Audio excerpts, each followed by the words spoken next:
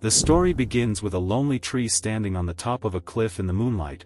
A waterfall flows from a cliff. A light comes on between the gloved hands. Someone casts a spell. Streams of magic influence the tree with such force that it leans away from the flow of wind and energy. In an instant everything is quiet. A man with long hair in a ponytail sits with his eyes closed. The man looks at his hands with satisfaction, because today he will definitely be able to overcome the border and raise the level. Someone's voice calls out to him, calling him a weakling. He frowns and looks around, not recognizing the voice. Before his eyes are luxurious female breasts, illuminated by moonlight. The hero recoils in surprise when he sees a woman who has approached him. The pink-haired girl looks at him with a blush on her face and says that she has been waiting for him for so long and won't let him practice instead of making time for her. The hero grabs her hand, pulling away. The hero is at a loss what the woman wants from him and asks her not to interfere with him.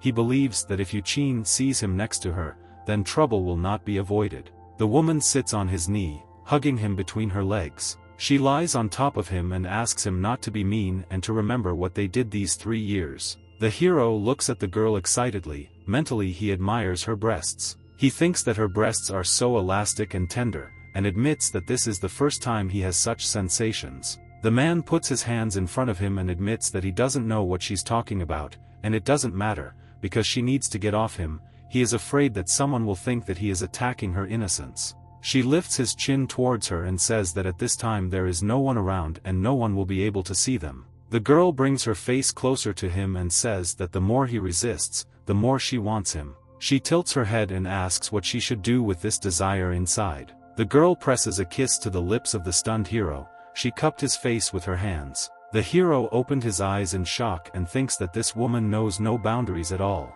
The girl pulls away and says that the hero is a cute kisser. She sits on top of him. The girl pushes him in the chest so that he lies on his back and tells him to let him get a better look at himself. The hero looks in shock at the woman who is sitting astride him. She pats him on the shoulder. The girl looks at him and says that she can't wait any longer and asks him to give her all of himself. Suddenly the hero screams for her not to do this to him. The man's eyes suddenly open after sleep. He lies on a tree branch, his hands behind his head and a straw between his teeth.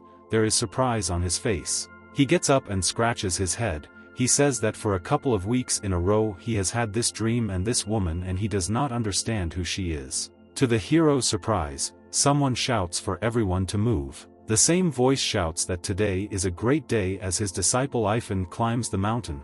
The hero removes foliage from sight. A fat man stands with a whip in his hands and shouts at those carrying huge barrels that he will punish everyone who dares to disgrace him. The hero frowns from the foliage and says that the dog has been barking early in the morning. The Qingyun sect is one of the 3 great schools in the Yanguo Principality, one of the 81 principalities, which is located in the southern Chinese mountains. This school is very popular and is one of the greatest fighting schools.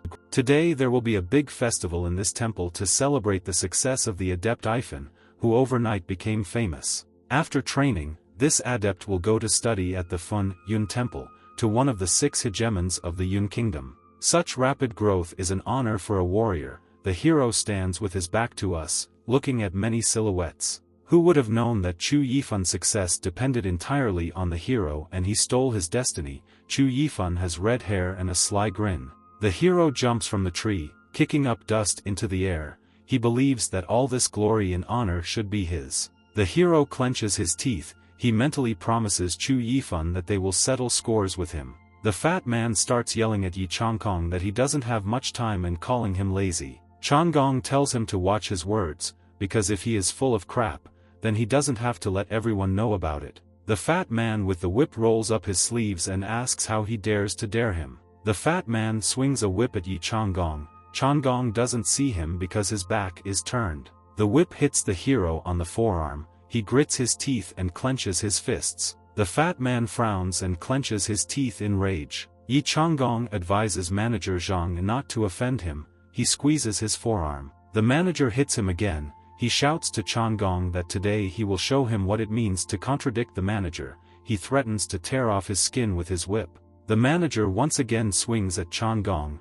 who is cowering on the ground. Someone comes up and shouts for him to stop. The manager stops and is surprised to recognize Yuqin's mentor in the person who approached. Zhang opens his eyes in surprise, holding his hand in a protective gesture. The teacher tells the manager that she was the one who asked Chang Kong to wait for her here. Sunset, the sun sets behind the forest. The teacher tells Chang Kong that it is time for her to leave this place. She frowns with regret, looking at the guy on the stone. She says that now he will have to cope on his own and asks him to take care of himself, not to be so stubborn and not to quarrel with everyone here. Yi Chang Kong frowns and replies that he understands and irritably congratulates her that she will go with Chuifang to Fengyun Temple. The girl says that if she could choose, she would go to this temple only with Yi Chang Kong. Yi Chang Kong thinks that this damn world is very unfair to him and frowns. He grits his teeth, because 3 years ago he received that very gift, and Chu Yifan was just a guard at the temple.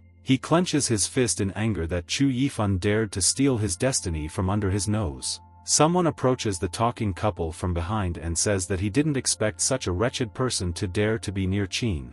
The mentor and Chang Kong turn to look at him. Chang Kong recognizes who spoke. It turns out to be Chu Yifan. He looks at Chang Kong proudly with his hands clasped behind his back. Chang Kong takes a fighting stance and says that Chu Yifan stole the gift of cultivation from him and has no right to call it squalor. Chu Yifan gets angry and starts casting magic. He asks Chang Kong if he is tired of living. He smirks and conjures magic into a snake, which opens its mouth and rushes towards Chang Kong. Yi Chang Kong pulled back, trying to avoid the approaching snake head. The snake quickly approaches his head, its mouth open and its eyes sparkling. Chang Kong gets scared and realizes that he doesn't have the time or strength to evade or defend himself. The teacher screams for Chu Yifan to stop. She asks how he has the courage to attack Yi Chang Kong in front of her and promises that he won't get away with it. She covers Chang Kong with herself. He gets angry and clenches his teeth in anger and helplessness. Chu Yifan grins and says that Yi Chang Kong hid behind the woman's back and this is another confirmation that he is trash. Chang Kong coughs up blood while sitting in the cultivation position and remembering Chu Yifan's words. Blood drips from his mouth, forming a puddle on the wooden floor. He wipes the corner of his mouth and frowns, saying he's not trash. He assumes a cultivation pose. Streams of golden energy surround him. Energy concentrates in his belly, drawing his attention. Some violet sphere in it comes to life, generating new flows of energy. The voice announces that he is the Almighty, good and evil, an unshakable body and an immortal soul. Chang Kong is very surprised by what is happening. A bright, blinding light illuminates the room. Chang Kong screams in fear of the surprise. Above the azure pagoda there is a clear blue sky interspersed with clouds. The manager swings his whip and shouts that the subordinate is moving slowly and orders him to increase his pace. He turns to the door to Chang Kong's bedroom and is surprised that it is almost noon and he is still sleeping. He opens the door with his foot and shouts for Chang Kong to get up to work so that the manager can help him wake up quickly. The manager opens his eyes wide in surprise. He mumbles that this cannot be. A powerful explosion is heard. The shock wave throws him back. He breaks through a stone fence with his body. The manager is covered in blood and bruises and lies on broken stones. He grits his teeth in anger at whoever attacked him. He rolls his eyes, drops his head back and passes out, mouth wide open. The servants opened their mouths in surprise and looked at the one who had just knocked out the manager. Chang Kong comes out of his room, surrounded by clouds of dust. His eyes glow and he is surrounded by golden streams.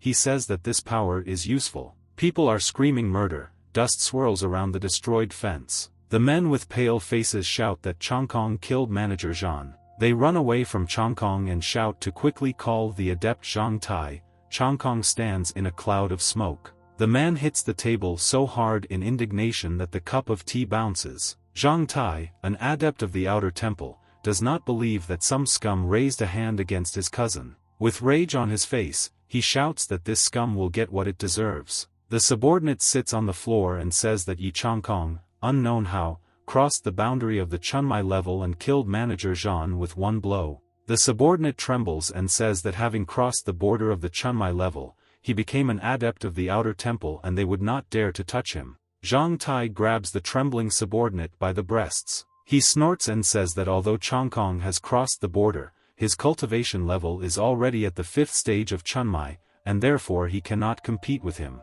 Adept Zhang Tai clenches his teeth and fist and is glad that Mentor Yuqin will no longer protect this freak. In the temple courtyard, Changkong stands next to a tree, the wind plays with green leaves. He gets into position and cultivates energy by turning his palm upward. He shoots energy at the tree, a powerful explosion of energy is heard. There is a huge hole in the tree. Changkong clenches his fist contentedly and is amazed that he now has Chunmai level strength. He looks up at the sky and frowns, he feels endless power flowing within him. Last night, Changkong found himself in an endless space of water and sky. He clenches his teeth, squints his eyes and clutches his head, groaning in pain. He sits down and looks around. Changkong doesn't understand where he ended up, because he was just practicing at his place. A female figure in the fog says that this is the dream world of the god of dreams Morpheus. She stands on her tiptoes and says that he really is weak. The girl leans over and says that it took her 3 whole years to awaken him. Changkong is surprised and recognizes the girl who appeared in his dreams. The girl says that her name is Qin Yaozhao and she lived there for 3 whole years and asks if he recognizes her. She points to his stomach. Changkong remembers that 3 years ago he managed to find a divine fruit and that evening the pearl fell into his Dan Tian, restoring his cultivation. Changkong asks if the girl is the same pearl that hit him. She gets angry and asks what the hell the pearl is. Changkong recoils from her in fear and asks for forgiveness. She says that 3 years ago she was in trouble, but just before she died, she hid her wounded soul in a magic pearl and escaped here. She wanted to attract the warrior with a fruit and hide in his body from his enemies, but she came across Changkong and, since fate brought them together, she is going to tell him about the beauty of this world. In the world of warriors, there are 4 borders and the first is Chunmai. The next border is Huayuan. The third frontier is Ningdan. The fourth is the ruler of people. This boundary is the highest and strongest level of a warrior and there is nothing that can be a threat to him. But the legends also speak of a border that is even higher, and if you achieve it, the warrior will be able to command nature and destroy even time and space. He who wishes to overcome this boundary must endure heavenly tribulation. Changkong asks himself if this woman is really at the Lord level, because even the head of his sect is only at the Ningdan level. The girl asks why his cultivation is developing so slowly if he ate the heavenly fruit. She says that even a disabled person who tastes the fruit will turn into a talented fighter. Changkong says it's because one nasty slug stole the heavenly fruit from him. She asks him not to worry and help her get her body back, and in return she offers him everything he wants. She says that he is weak now and points at him with a finger, the end of which concentrates energy. She touches his forehead and says she will give him something. Golden energy glows on his forehead. He is enveloped in tongues of golden energy. Changkong is given the unshakable body and immortal soul of the Almighty. The name of the new technique is the secret of the immortality of the Almighty. Everything suddenly disappears. Changkong finds himself in the middle of calm water on his knees. Suddenly a golden glow illuminates him. He opens his eyes in surprise. His chi point begins to glow and this means that he has crossed the Chunmai border. He looks at his hands and thinks that Chu Yingfang is a fool if he thinks that he doomed Changkong to oblivion by stealing his destiny, but the truth is that his destiny has only just begun. He finds himself in his room surrounded by energy and promises that he will defeat Chu Yingfang and return everything that is rightfully his. Changkong caught a leaf and thinks that since he has overcome Chunmai, he should go to the Hall of Elders for the rank of Adept. An hour later, he finds himself at the Qingyun sect. The adherents of the inner temple are the basis of the sect, who are trained by the elders. No one teaches the adherents of the external temple, but they learn cultivation from books. Qingyun has 3 outer temples, Heaven's Peak, Earth's Peak and People's Peak. Changkong stands in front of a huge scarlet door. If an ordinary sect cleric overcomes Chunmai, he will appear in the Hall of Elders to increase his rank. After this, the elder sends an adept of the outer temple to one of the peaks. In the pavilion, 2 men play Go. The hero approaches the pavilion and says that he is a minister of the Yi Changkong sect. He bows his head and says that today he crossed the border of Chunmai and therefore came to the elders to receive the rank of adept of the outer temple. The man in the pavilion says that receiving the rank of adept of the outer temple for an ordinary servant is rare and asks Elder Luo Qin how he likes it. The elder of the Peak of Heaven, Luo Qin, replies that he accepts into his temple only talented and gifted warriors who have an unlimited future and someone like Changkong is not worthy to be an adept of his peak. The elder says that he may be of use in the halls of spiritual weapons or elixirs. Changkong shouts that he wants to become a warrior and will not go to the halls of spiritual weapons or elixirs. The elder is amazed by his determination and will allow him to try to become an adept of his temple. He throws him a red block. Yi Changkong catches the block that allows him to become an adept. The elder says that no matter how hard the scum tries, he will remain scum. Changkong says that he will soon become an adept of the inner temple and asks the elders not to make hasty conclusions. The elder casts a frown at him. Qi Niaozhao says that a bunch of narrow-minded old men could not see such a diamond under their very noses. Changkong frowns and promises that they will regret their words. He thinks that Manager Zhang has connections at the top and will definitely have problems, and while he does not have any special skills, he should visit the library. Changkong asks if anyone will see her in her current form. Yao Zhao replies that in this world only he can see her and it is a pity that others cannot see such beauty as her. She hopes that he already sees that there is nothing useful in these books. Changkong invites Sister Yao Yao to show him a couple of strong techniques. She replies that her techniques are beyond his power. She turns her attention to the shelf that Changkong is standing in front of. Yao Zhao points his finger at it and says that it has a couple of suitable techniques that will go well with his supreme immortality secret. Fist of Fury is one of these techniques. By igniting Qi energy, a fighter is able to inflict great damage on the enemy. Damage depends on the fighter's rage. The damage dealt is very high, but frequent use of the technique harms the fighter's body. In the case of a hero, this is the best technique, because the secret of the Immortal Supreme strengthens the body, increasing the speed of regeneration. The running wind technique is capable of increasing a fighter's speed. If you master it, Changkong will double his speed. Changkong calls out to her. She pauses, turning to him. He says that these techniques are too simple, because he only read about them, but has already mastered them. She says the average fighter needs between half a month and 6 months to master these techniques, but he received her gift, and therefore he is able to master even high-level techniques in an instant. Someone shouts from behind the door for everyone to leave the library. The warriors ask who allowed them to visit the library today. One of those who entered says that he has orders to capture the intruder Yi Changkong and orders everyone to leave. He shouts for everyone to get out of the library, because no one can contain the rage of Mentor Zhang. 6 people approach the library. One of them grabs the student by the chest and shouts for everyone to leave here, because no one can calm the rage of Mentor Zhang. The man points his finger at the library door and shouts for Yi Changkong to come out. At this moment the door quietly opens. Changkong comes out and says that if he wanted revenge, then he had to be found right away and there is no point in these appeals to the halls of laws. The man turns to Mentor Zhang and says that it is not his status to fight such a brat and he will deal with him himself. The man raises his fist and runs to Changkong and says that he is on the 2nd level of the Chunmai border and he doesn't care about such trash. Changkong activates the power of his fire fist and decides to turn his anger into strength. He conjures a fist of rage and red tongues of energy engulf his fist as he charges forward. His fist meets the adept's fist, the impact generates a sound wave, and the air around it swirls into a funnel. The man says that it is useless to fight him hand to hand, because his concrete fists are among the best in the borders of Chunmai. Changkong's fist, the warrior's fingers with pain and crunching move in different directions.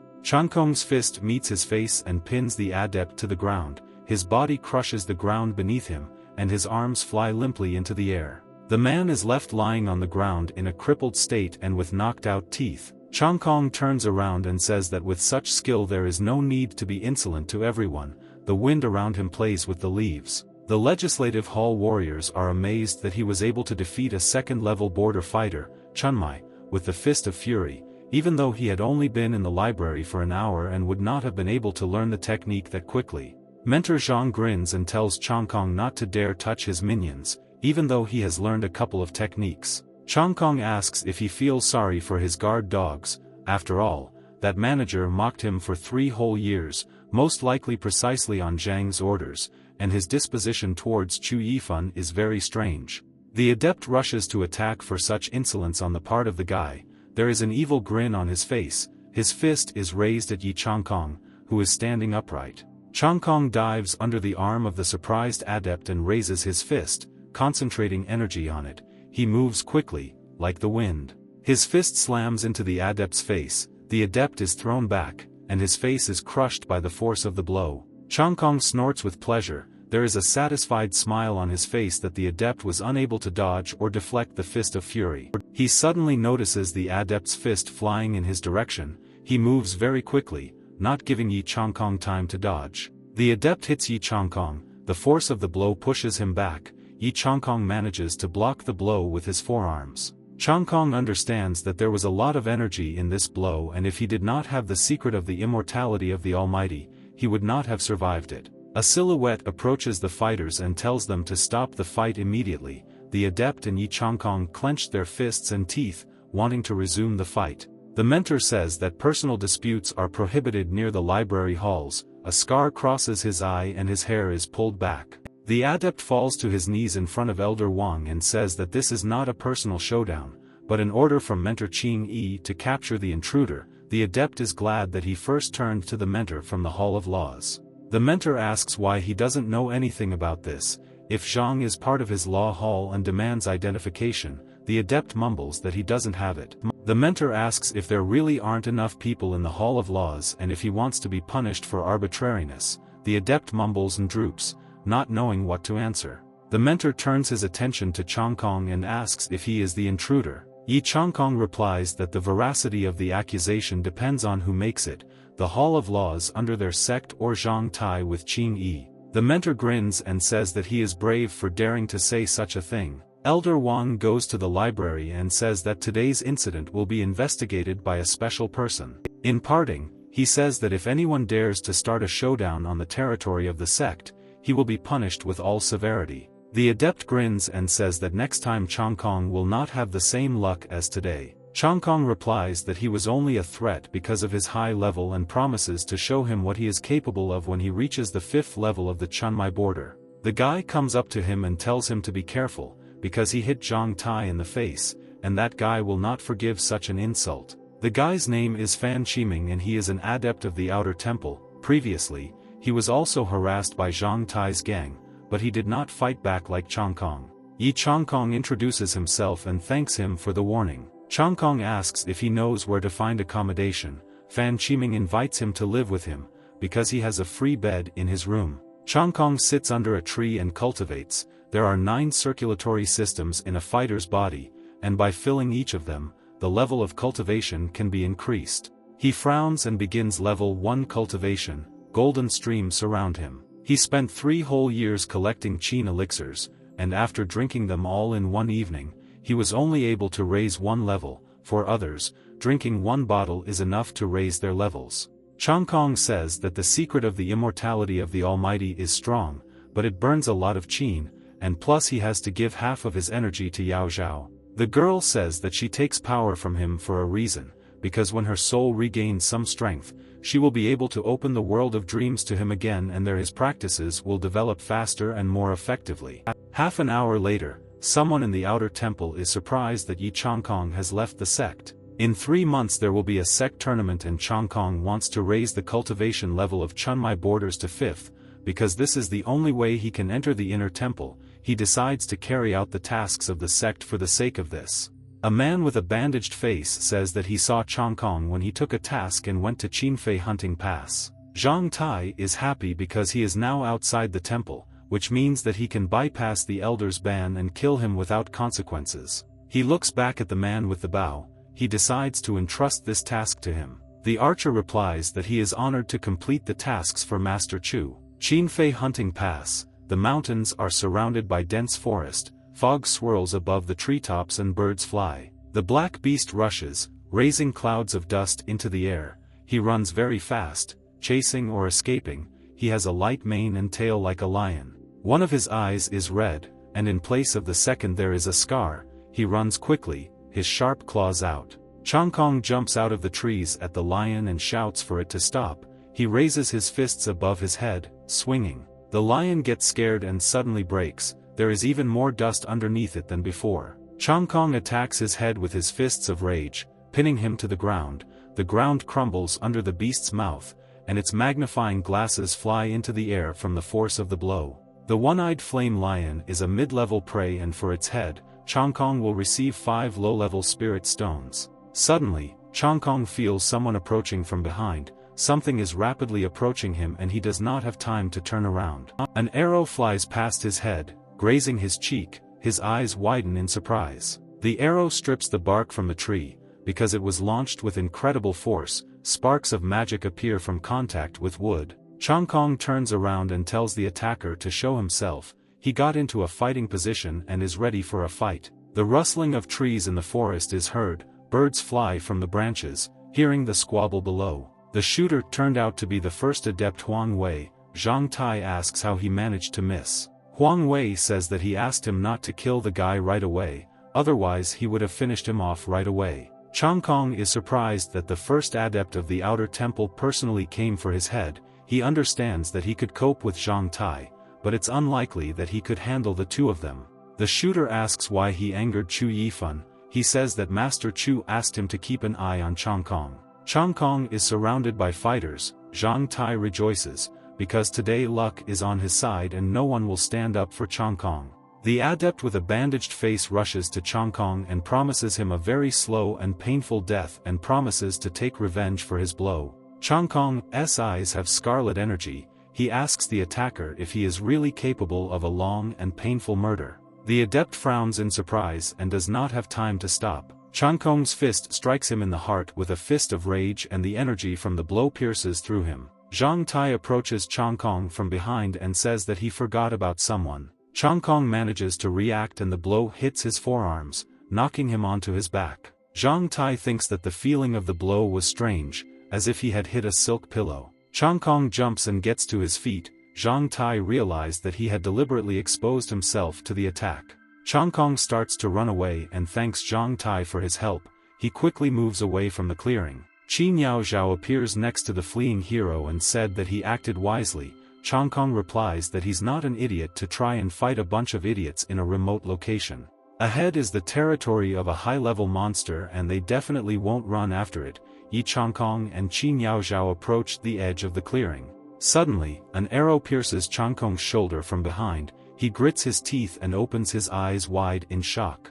Huang Wei asks if he thought for an hour that he was really capable of missing. Changkong grits his teeth but continues running. A bead of sweat runs down his face and he looks back. Zhang Tai tells his henchmen to capture Changkong and prevent him from escaping. His henchmen rush after Changkong. The hero, with an arrow in his shoulder and a bloody stain on his back, is hiding in the bushes. The henchmen are stomping around in the clearing, realizing that they missed him and the guy is far from stupid and very fast. Changkong overhears them from behind a tree. Zhang Tai grabs one of his henchmen by the chest and calls him idiots for allowing such a slug to escape. Huang Wei says that everything is under control, because he injured Changkong when he was heading towards the dangerous monster. Any predator in that zone can kill a level 5 fighter, Chunmai. He turns and is about to return, because the tournament of adepts of the outer temple will soon begin. Zhang Tai says he wants to see the guy's corpse first. A scarlet, wolf-like animal with growths on its back steps out of the bushes.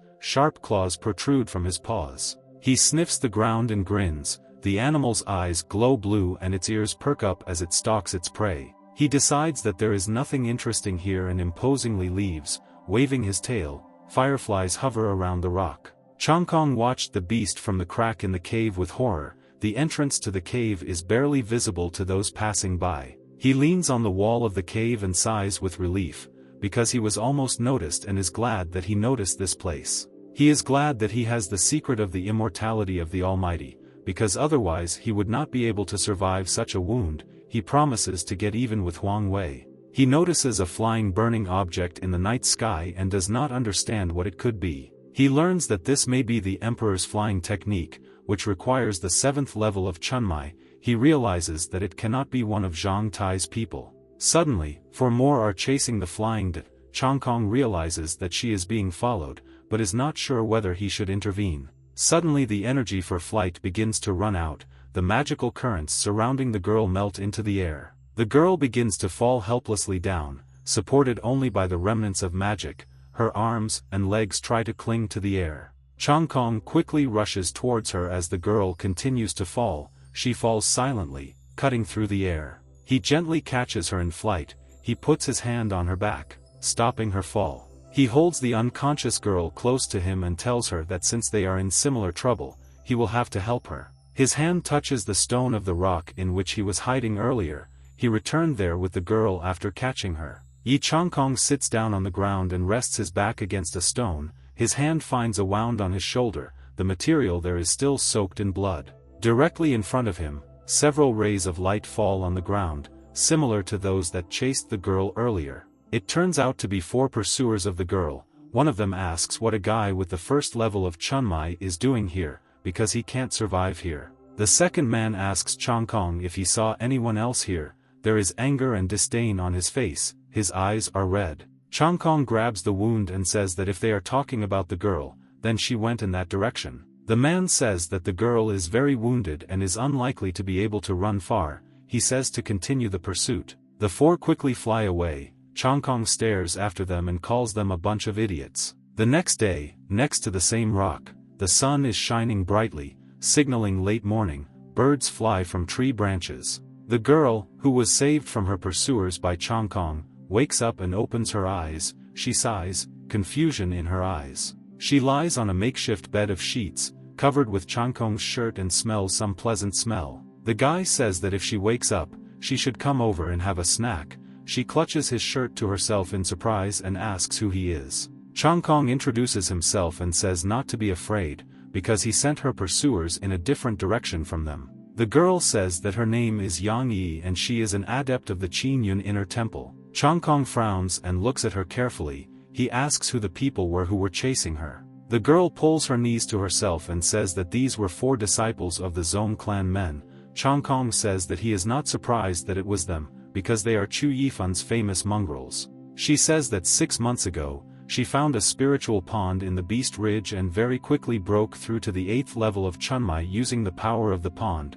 They found out about it and wanted to force her to show it to them. She asks why they needed this, because they are already the strongest in the clan, and why the elders don't care about such actions. Changkong asks how many other people in the Qingyun clan were deprived of opportunities and if she saw the clan head. Chu Yifan from their clan took the heavenly fruit from him before becoming the so-called genius of the clan. Changkong says there is no point in complaining and waiting for help. You need to think for yourself about protecting what you already have, gaining power. He tells the girl that one day he will become strong and make each of them pay in full for their crimes. Yang Yi says he is right and offers him help for saving her life. He tries to stop her. She smiles and says that without him she would already be dead and therefore wants to thank him and offers to be her friend. There is a small pond under a huge tree. The girl announces that they are there. Sankong notices that this place has a rich aura and he has a good chance of reaching the 2nd level, but he is worried that the 2 of them will be in the same body of water. She tells him not to worry because she will take care of it. She waves her hand around which her shawl grows in size, dividing the pond in half. Pink petals slowly fall onto the azure water. Yang Yi says that he will be on the right side of the pond and that he remember to take off his clothes, because this way the cultivation will be more effective. The smooth surface of blue water is destroyed by a fall from above. Splashes fly in all directions. Yi Changkong closes his eyes in pleasure. He says being here really relaxes him. The girl on the other side begins to undress and takes off her underwear. The shawl is translucent and allows silhouettes to shine through. Qin Yaozhao appears on the stone next to him and says that he is very lucky. He replies to tell Sister Yao not to talk nonsense. She replies that if she had the chance, she would attack this girl right here and have an affair. She imagines holding a blushing Yang Yi's chin. Changkong's nose bleeds when he thinks and fantasizes about something like this. He turns away and asks why she is thinking about such strange things and asks her not to disturb him, because he is going to cultivate. She notices that he has a big heart, but no courage. She asks to be allowed to sort everything out and brings down the shawl partition. The shawl that divided the pond squishes down. Now nothing separates the 2 swimmers. Yi Changkong raises his hand to his surprised face. Yi Changkong turns around. There is the same surprise on his face. His eyes are wide open and his eyebrows are raised. Yang Yi also turns around after hearing the shawl fall into the water. There is blush and surprise on her face. She clutches her clothes to herself. She turns away and screams at him not to look. He closes his eyes and shouts that he didn't see anything. Qi Niaozhao sits on a rock at the edge of the pond and asks how he likes her methods. A smile plays on her lips. Yi Changkong has a bloody nose and a bright blush on his face. He closes his eyes and asks why she did this. She tells him not to thank her and tells him to stay here after cultivation, because the pond hides several more interesting secrets. 3 days have passed. A happy yellow bird sits on the top of Yi Changkong's head. Yi Changkong closed his eyes and sat in a pond from which streams of magic emerged. A lotus flower opened in front of him. Yi Changkong suddenly widens his eyes and persistently looks forward. He frowns, determined to take action. Changkong laughs and is happy that he has reached the 3rd level of Chunmai mastery. Yang Yi says that she wanted to reach the 9th level, but he absorbed all the energy of the pond. She asks what technique he uses since it requires so much energy. Changkong laughs and apologizes. Qi Niaozhao tells him to go down to the spiritual pond and look for something interesting. Yi Changkong dives underwater and swims to the bottom of the reservoir. He didn't expect that there was such a large space hidden under the spirit pond. He swims deeper, where almost no sunlight penetrates. His face is illuminated by the light from the bottom of the pond. He notices a light source ahead. Crystal is reflected in his pupil. He will know what it is. Air bubbles emerge from his mouth. He emerges and gasps for air. Water splashes around him, completely distorting the usually smooth surface of the pond. Yang Yi sits on the shore of the pond, at the very edge of the water, and asks if he found anything interesting there. He gives her a crystal that is capable of condensing spiritual powers. It can also store this energy and its effect is comparable to an extreme elixir and they will just get 1 piece each. She laughs and is happy that now reaching the 9th level is not far off for her. An hour later, the heroes find themselves under a tall tree. They want to go in different directions. Yang Yi says that it is very dangerous here and he should return to the clan with her. Yi Changkong stands straight and looks at her. He replies that simply cultivating is not enough for him, because he needs to hone his fighting skills here. She flies away and says that she will wait for him at the inner gate. He waves her goodbye. He cracks his knuckles and decides to find some ferocious beast to train with. Suddenly he smells a strong smell of blood. He looks around warily and realizes that this is the smell of human blood. Zhang Tai clutches a bag and a bloody sword in his hands. He doesn't understand where Yi Changkong could have gone, because animals couldn't eat him, which means he could return to the sect with Huang Wei. Changkong sees that he can even kill his disciple for the sake of a tiny spiritual stone. Zhang Tai notices the rustling and says that even fish can sometimes escape from the nets. He suddenly throws his sword forward, demanding that the rogue come out to them. There is a maniac smile on his lips. Changkong grabs the blade of the sword with his hand using magic. The guy is thrown back a little by the force of the throw, but he stops the weapon. He crushes the blade with one hand and says that Zhang Tai didn't have to go after him. He breaks the sword into fragments. Yi Changkong frowns and bares his teeth. He says that trash like Zhang Tai has no place in their world. Zhang Tai is surprised that they want to kill him and offers to see who dies first. His henchmen rush towards the guy. He orders him to be seized and brought to him so that he can mock him to his heart's content. Zhang Tai says that he will break his arm, break every bone in his body, disembowel his intestines, and throw him into the beast ridge to be devoured by predators. He doesn't finish his bravado as his beaten henchman flies past him. Changkong tells him to continue the story about what he wants to do with him. He approaches Zhang Tai. The adept rushes at him in rage and raises his fist, preparing to strike. He runs and promises to kill Yi Changkong. Changkong dodges his fist and casts a furious killing spell in his fist. The adept laughs and says that his iron body technique is indestructible, not to mention that Changkong will not even be able to defend against his blow. A fist of furious murder flies into the adept's stomach, knocking the blood out of him. The adept shouts that this is impossible, because only a few days have passed. The adept is thrown away by the force of the blow to the jaw. He doesn't understand how Changkong could become so strong so quickly. The adept stammers and says that he cannot be killed, because cruelty towards his brother in the sect is punishable by death. Zhang Tai sits down facing Yi Changkong and asks him to stop, because the Hall of Laws will not forgive him for the attack and Chu Yifan will not let him go. Changkong reminds that when they were hunting for him, they did not remember about the Law Hall. When they put him in danger several times, they didn't remember it either. He asks if they remembered the Hall of Laws when they beat the weak and killed the innocent. He rolls his eyes and shouts that they didn't think about this until the hour of retribution for their actions came.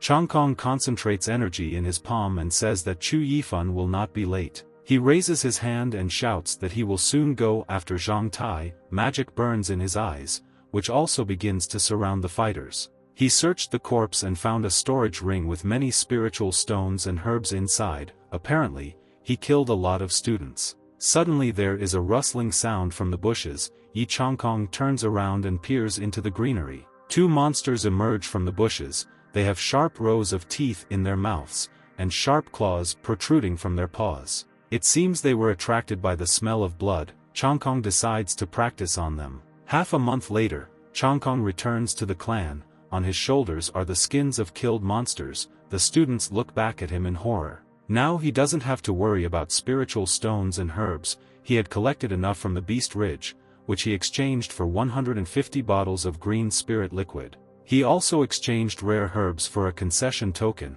with which he can enter the second floor of the library. Suddenly he widens his eyes and frowns. Something ahead catches his attention. Qiming sits on the ground in a pool of blood. His hand lies limp on the ground. There are abrasions on his face. Changkong calls out to him in shock. Changkong asks who did this to him.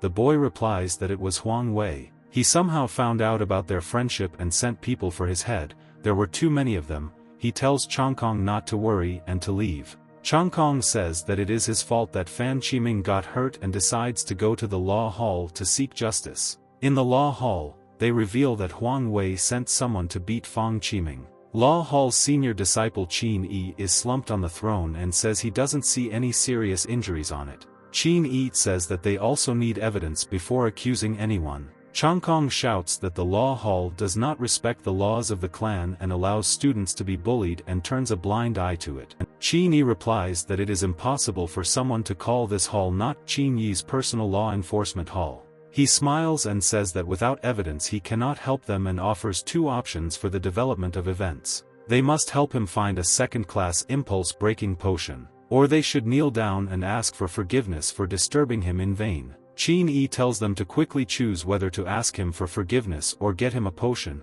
There is a mocking smile on his face. Changkong frowns. He hangs his head from the humiliation he feels standing in front of this pompous idiot. The head student offers to bring him a potion. He smiles, clearly feeling his superiority over ordinary adherents. Changkong says they won't do anything suggested. He looks directly at Qin Yi. Qin Yi is furious and in disbelief. He stammers and asks again what he said. Saliva flies from his mouth. Changkong says that what he hates more than anything in the world is bending the knee to idiots, and if he doesn't find justice in the Hall of Laws, he will seek it with his own hands. Qin Yi stutters at the impudence of what he heard. He looks at the adept in rage and points his finger at him. Changkong tells Fang Qiming that they have to go. The boy looks confused. Qiming looks after him and realizes that he has decided something. He opened his eyes wide in realization. The elder says that one of the ways of martial arts is to pay attention to the success of the matter, and not to the desire for success.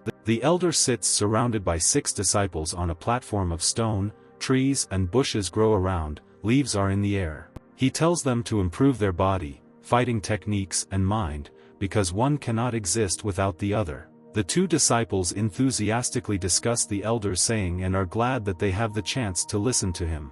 Huang Wei frowns, because Zhang Tai is not returning, and only bones should have remained from Changkong's corpse. Suddenly, someone shouts out to Huang Wei and asks if he didn't spend a lot of effort to kill him and suggests ending everything right now. Huang Wei recognizes this voice. Changkong frowns and sticks his chest forward and tells him to get off his ass and fight him for real. The elder opens his eye and asks with displeasure who is making so much noise and interrupting his lecture. No one knows who this person is and how he dared to interrupt the lesson, and how he has the courage to approach and challenge Huang Wei, who has the 5th level of the Chunmai realm, although he himself is only the 3rd. Huang Wei falls on his face and says that Yi Changkong has a personal grudge against him and asks not to let him on the platform with them. The elder understands that this is the same advanced student from the workers' hall and he did not just come to challenge. Yi Changkong gave a speech to him and challenged him on the day of his lesson today. Obviously, he wanted to attract attention to himself so that he would be accepted. But such a clown is not worthy of entering Tingyun Peak. he orders Huang Wei to deal with him more quickly. Huang Wei believes that Changkong himself is to blame for bringing so much trouble upon himself. He frowns and clenches his teeth. Huang Wei smiles as he stands halfway up the steps and promises to destroy him in the ring. Sparks of their magic are in the air. Red flags are flying. Someone shouts that the rubbish of the handymen dared to challenge Huang Wei, and even with such a low level of cultivation. The crowd cheers for Huang Wei and tells him to beat the ungrateful trash to death. The elders of Heaven Peak, Earth Peak, and Human Peak sit on their thrones, awaiting the duel. Fang Qiming mentally supports his younger brother Yi Changkong. He grits his teeth and frowns. Qing Yi's mentor says that both sides have signed a contract to fight to the death and it is time to start the duel. An adept stands in front of the huge disc and hits it with a soft-tipped stick, signaling the start of the fight. Huang Wei says that in the forest, Yi Changkong was lucky that he didn't kill him, but today he won't be so lucky. 3 arrows fly towards Yi Changkong, and Huang Wei wonders how he will get out this time. Fans say that he is demonstrating the meteor arrow technique, a high-class art, and Changkong will not survive this attack. Yi Changkong smiles and asks again what kind of luck he was talking about. The arrow almost reaches his head. He intercepts arrows with quick hand movements and magic. He catches one arrow with his mouth. Changkong says that his arrows are nothing compared to the monsters of the Beast Ridge. He bends his elbow, tenses his muscles and says that unlike last time, now he can fight back. He throws the arrows back and says that he will return all the pain he caused him. Wei's cheekbone and he is shocked that Changkong caught his arrow and threw it back at him. Changkong goes on the attack and raises his fist, saying that now is not the time to be distracted. Huang Wei dodges the blow. Changkong's fist hits the ground and it cracks from the force of the blow. Huang Wei prepares a strike that he saved for the clan competition. He reaches into his quiver of arrows. He draws the string and attacks with the sky barrage technique. He aims his arrow at the sky. One arrow flies up into the air and Huang Wei initiates the release of the power of the spell with a shout. Suddenly, one arrow splits into thousands of similar ones and they begin to fall down. Changkong realizes that he will not have time to intercept this attack and will have to dodge. His eyes glow scarlet. He frowns and cultivates the necessary technique to evade. Arrows rain down on the ground like rain. Yi Changkong deftly maneuvers between them, avoiding injury and getting closer to Huang Wei. Huang Wei releases the arrow he had drawn earlier. It bounces off the bowstring with a characteristic click. The arrow hits Changkong in the leg, causing him to stumble and almost fall to the left. Changkong loses his balance and begins to fall forward. There is blinding pain in his eyes, and his mouth is open on a sharp breath. The arrows hit the ground and throw up thick clouds of dust into the air. Huang Wei put his foot forward and watches. Fan Qiming opened his mouth and eyes in horror and fear for his friend. He desperately calls his younger brother Yi. Changkong is covered in arrow wounds, but alive. He asks how dare Huang Wei cheat. Huang Wei says that he can't call it cheating, because if he can't evade, he only has himself to blame, and decides to finish him off right now. Huang Wei stands over Yi Changkong. He wraps his hand around the arrow and raises it over the enemy lying on the ground. He begins to lower his hand with the arrow down. Its tip quickly cuts through the air, flying lower and lower. Changkong clenches his teeth and looks up exhausted. Blood is smeared on his face and a bead of sweat runs down his temple. He begins to concentrate energy. Magic surrounds opponents like ripples on water. The air around swirls into a funnel towards Yi Changkong. The elder looks in surprise at what is happening below. Gusts of wind and sparks of magic reach Nemo. The crowd opened their mouths in anticipation. There are triumphant smiles on their faces. Sparks of magic fly towards them and the light illuminates their faces. Changkong looks up and is surprised to realize that Huang Wei has slowed down. Blood flowed from his mouth, leaving a mark there. Huang Wei frowns and lowers his torso along with his arrow hand downwards. There are blue and gold streams of magic around him. Changkong pushes his blood-covered hand off the ground, concentrating his energy. He jumps up just in time for the arrow to miss him. Huang Wei looks in surprise at the place where Changkong was lying just a moment ago. Yi Changkong raises his leg in a jump and aims at his opponent. Yi Changkong jumps up and raises his leg to strike Huang Wei from above. Huang Wei looks up. His foot lands on the ground. Chuan Wei manages to jump away and avoid the blow. Huang Wei draws 5 arrows and says that he will not let Changkong win. A salvo of 5 stars flies towards Changkong. they quickly approach Yi Changkong, who tenses his arm in rage. He activates seething blood of fury, his eyes fill with red and his face becomes wreathed with tension. Around Changkong, which repels the arrows, Huang Wei shields his face with his bow hand in an attempt to protect himself from the blinding light and stray arrows. Changkong quickly approaches Huang Wei, raising his fist of rage. Huang Wei manages to notice the approaching enemy. He opens his eyes wide and clenches his teeth in rage. He clutches his bow and prepares a hidden strike. The incredible power of the techniques forces spectators in the stands to cover their eyes from the blinding light of magic. The elders of the peaks are pleased with the blast wave that was born from Yi Changkong's impact. Yi Changkong and Huang Wei stand with their backs to each other. Huang Wei clenches his weapon in his hand, followed by thick clouds of dust. Yi Changkong stands with his mouth pressed into a thin line. There is a trail of dried blood on the corner of his mouth. There is a sullen expression on his face. Huang Wei grunts and tightens his grip on the hilt of his bow, preparing to return to the fight. Suddenly, Huang Wei is struck by a body-piercing blow that Yi Changkong gave him earlier. The judge declares that he is defeated. The audience wonders how he could lose with the fifth stage of Chunmai. Their eyes and mouths are wide open in disbelief. The audience shouts that Changkong is cheating and insults him. He clenches his fists in indignation. He reaches for an arrow in the ground and says that Huang Wei uses poisoned arrows and one hit can kill the enemy. Changkong asks if he is the one who is the crook if he was able to defeat the crook. Chi Ni shouts if Changkong wants to challenge the Heaven's Peak adepts with such behavior. Changkong looks up at him and asks why he does this. A mysterious smile plays on his face. Shirtu Land Peak Chinfen says that the Adept tournament is about to begin and how easy it will be for him if he already makes enemies in the Peak of Heaven. Yi Changkong turns around and asks if this is a threat. He frowns, and the corners of his mouth turn down in indignation. Changkong grabs Huang Wei by the chest and shouts that what he hates most is when people threaten him. The Elder of Heaven's Peak orders him to stop immediately. He opens one of his green eyes. He says that disrespecting Wang Beixian is permissible, but not disrespecting an elder. He cultivates the Tianyun chains technique. Huang Wei wheezes for the elder to save him and kill Changkong. There are bruises under his eyes and blood is oozing from his mouth. The elder casts an angry glance at the shooter. The elder says that he showed his powers well and impressed the elders, so he can stop.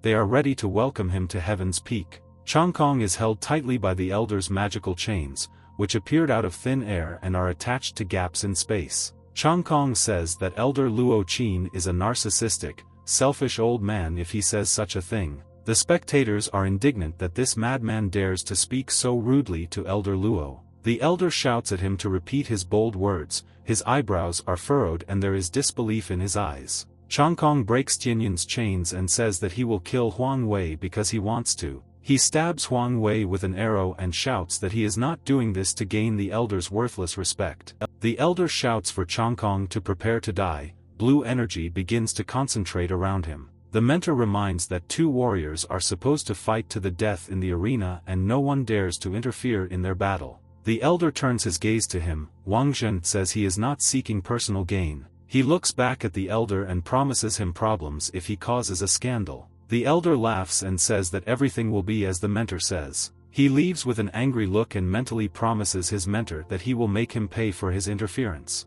Changkong says that he does not care how strong the elder is. He does not advise him to raise his hand in the clan. The mentor comes up behind Changkong and says that while he is in the clan, Luo Qing will not dare to lay a finger on him. But he warns that Luo Qing is very vindictive, so it is better for Changkong to stay on the temple grounds during the tournament for his own safety. Yi Changkong bows his head and thanks Master Wang for his words. The mentor grins, pleased that such a worthy young man is in front of him. The mentor asks if he can ask him one question. Yi Changkong looks at his mentor carefully. He invites Yi Changkong to accept him as a disciple of the Hall of Laws. Yi Changkong bows and thanks the Law Hall elder for his kindness. The mentor pressed his mouth into a sullen line. Yi Changkong looks up at his mentor and says that he cannot accept his invitation. The mentor throws his head back, laughs and says that Yi Changkong is very similar to him in his youth. He turns around and leaves, saying that he hopes Changkong doesn't let him down in the big tournament. The doors to Heaven's Peak Temple are closed. The elder addresses Wang Beixian and Chen Chu. Both students bow before him. The elder says that he will give them Xian-level spiritual weapons, profound martial skills, and third-level spiritual pills. He orders them to prepare for the big tournament, and he himself takes care of Changkong and his speedy death. The adherents throw their heads up in delight and surprise.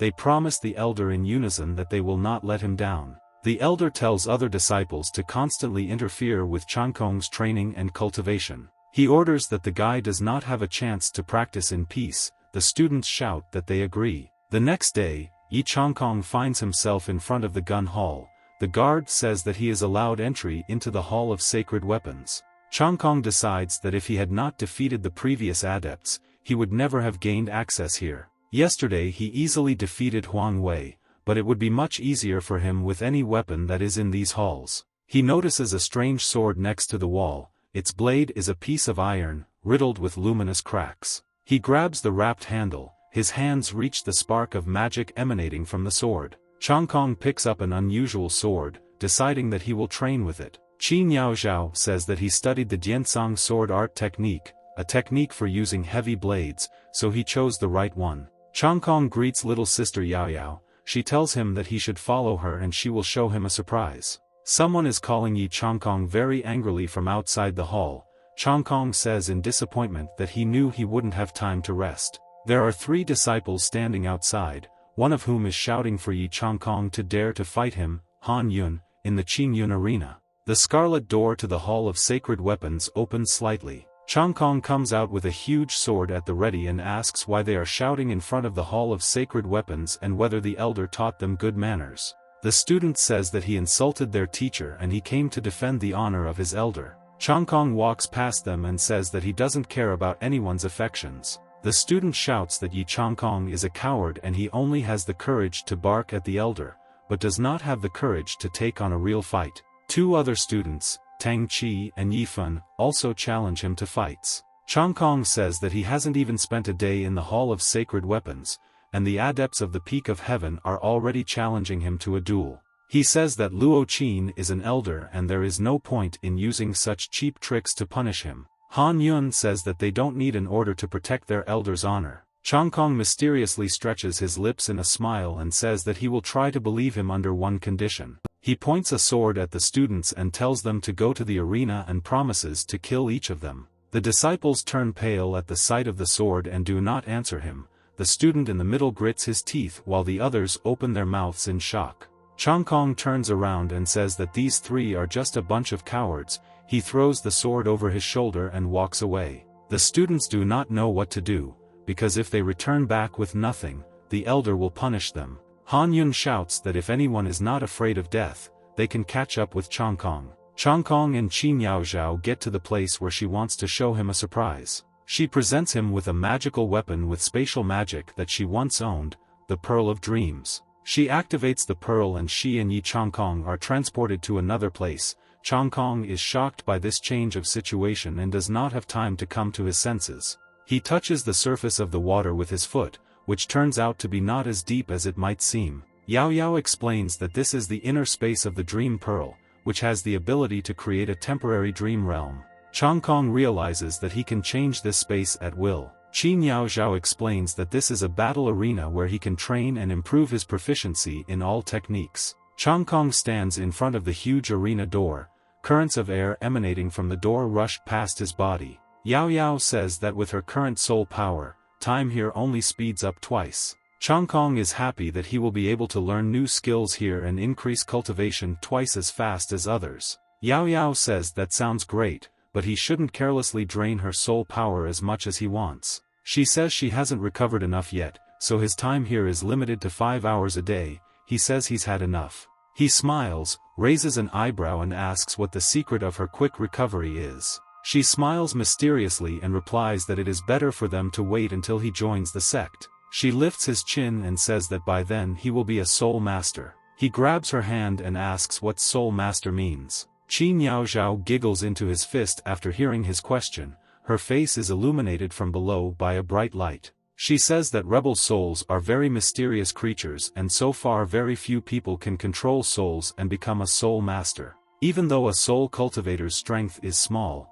the power he can gain is amazing. Soul cultivators can be of great help in developing martial artists. Changkong is determined to gain this secret and powerful knowledge. He looks at Qin Yaozhao. Qin Yaozhao says that it is not time yet and now he needs to focus on cultivation. She leans closer to him and promises him in his ear that she will watch him for the next few days. 15 days have passed since then. The sun rises from behind the mountains, birds fly across the blue sky. Yi Changkong sits and intensively cultivates energy, golden streams encircle it. He exhales and realizes that he has very little left to level Chunmai for the 5th. Someone suddenly calls out to him from the street. He winces and frowns, looking at the door to his room. Changkong happily opens the door and greets Sister Yi and asks what brings her to him. She replies that she heard that he had become an enemy of the outer temple, so she decided to come and see him. He scratches his head from misunderstanding and asks again if it is really the entire outer temple.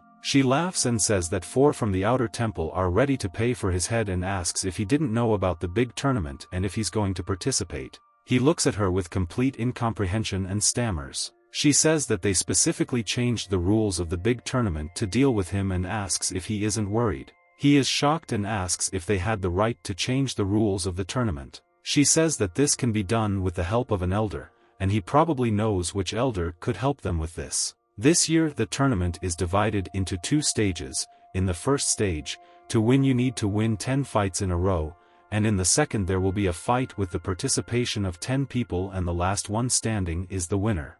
Changkong scratches his chin and thinks about the idea of fighting to the last man standing. There is doubt on his face. She says that until one of the fighters says he gives up at the end, the battle will not be over. Changkong understands that until the enemy is dead, the battle will not end, and considers this unnecessary. She says that it's all because of the fight to the death with Huang Wei, because they believe that the showdown between the adherents of the outer gates should not reach the inner ones. Changkong understands that they are only trying to kill him, but fortunately for him, such nonentities will never defeat him. She takes his arm and says that the rewards for this tournament will be more generous than ever. Changkong is inspired and asks to tell him more. Yang Yi smiles slyly and glances at Yi Changkong. The top 10 students will receive the 3rd level Xianlin tablet and will be able to enter the inner temple and the 3rd floor of the library, and the top 3 will receive 500 years of bloody ginseng. Blood ginseng not only improves physical abilities,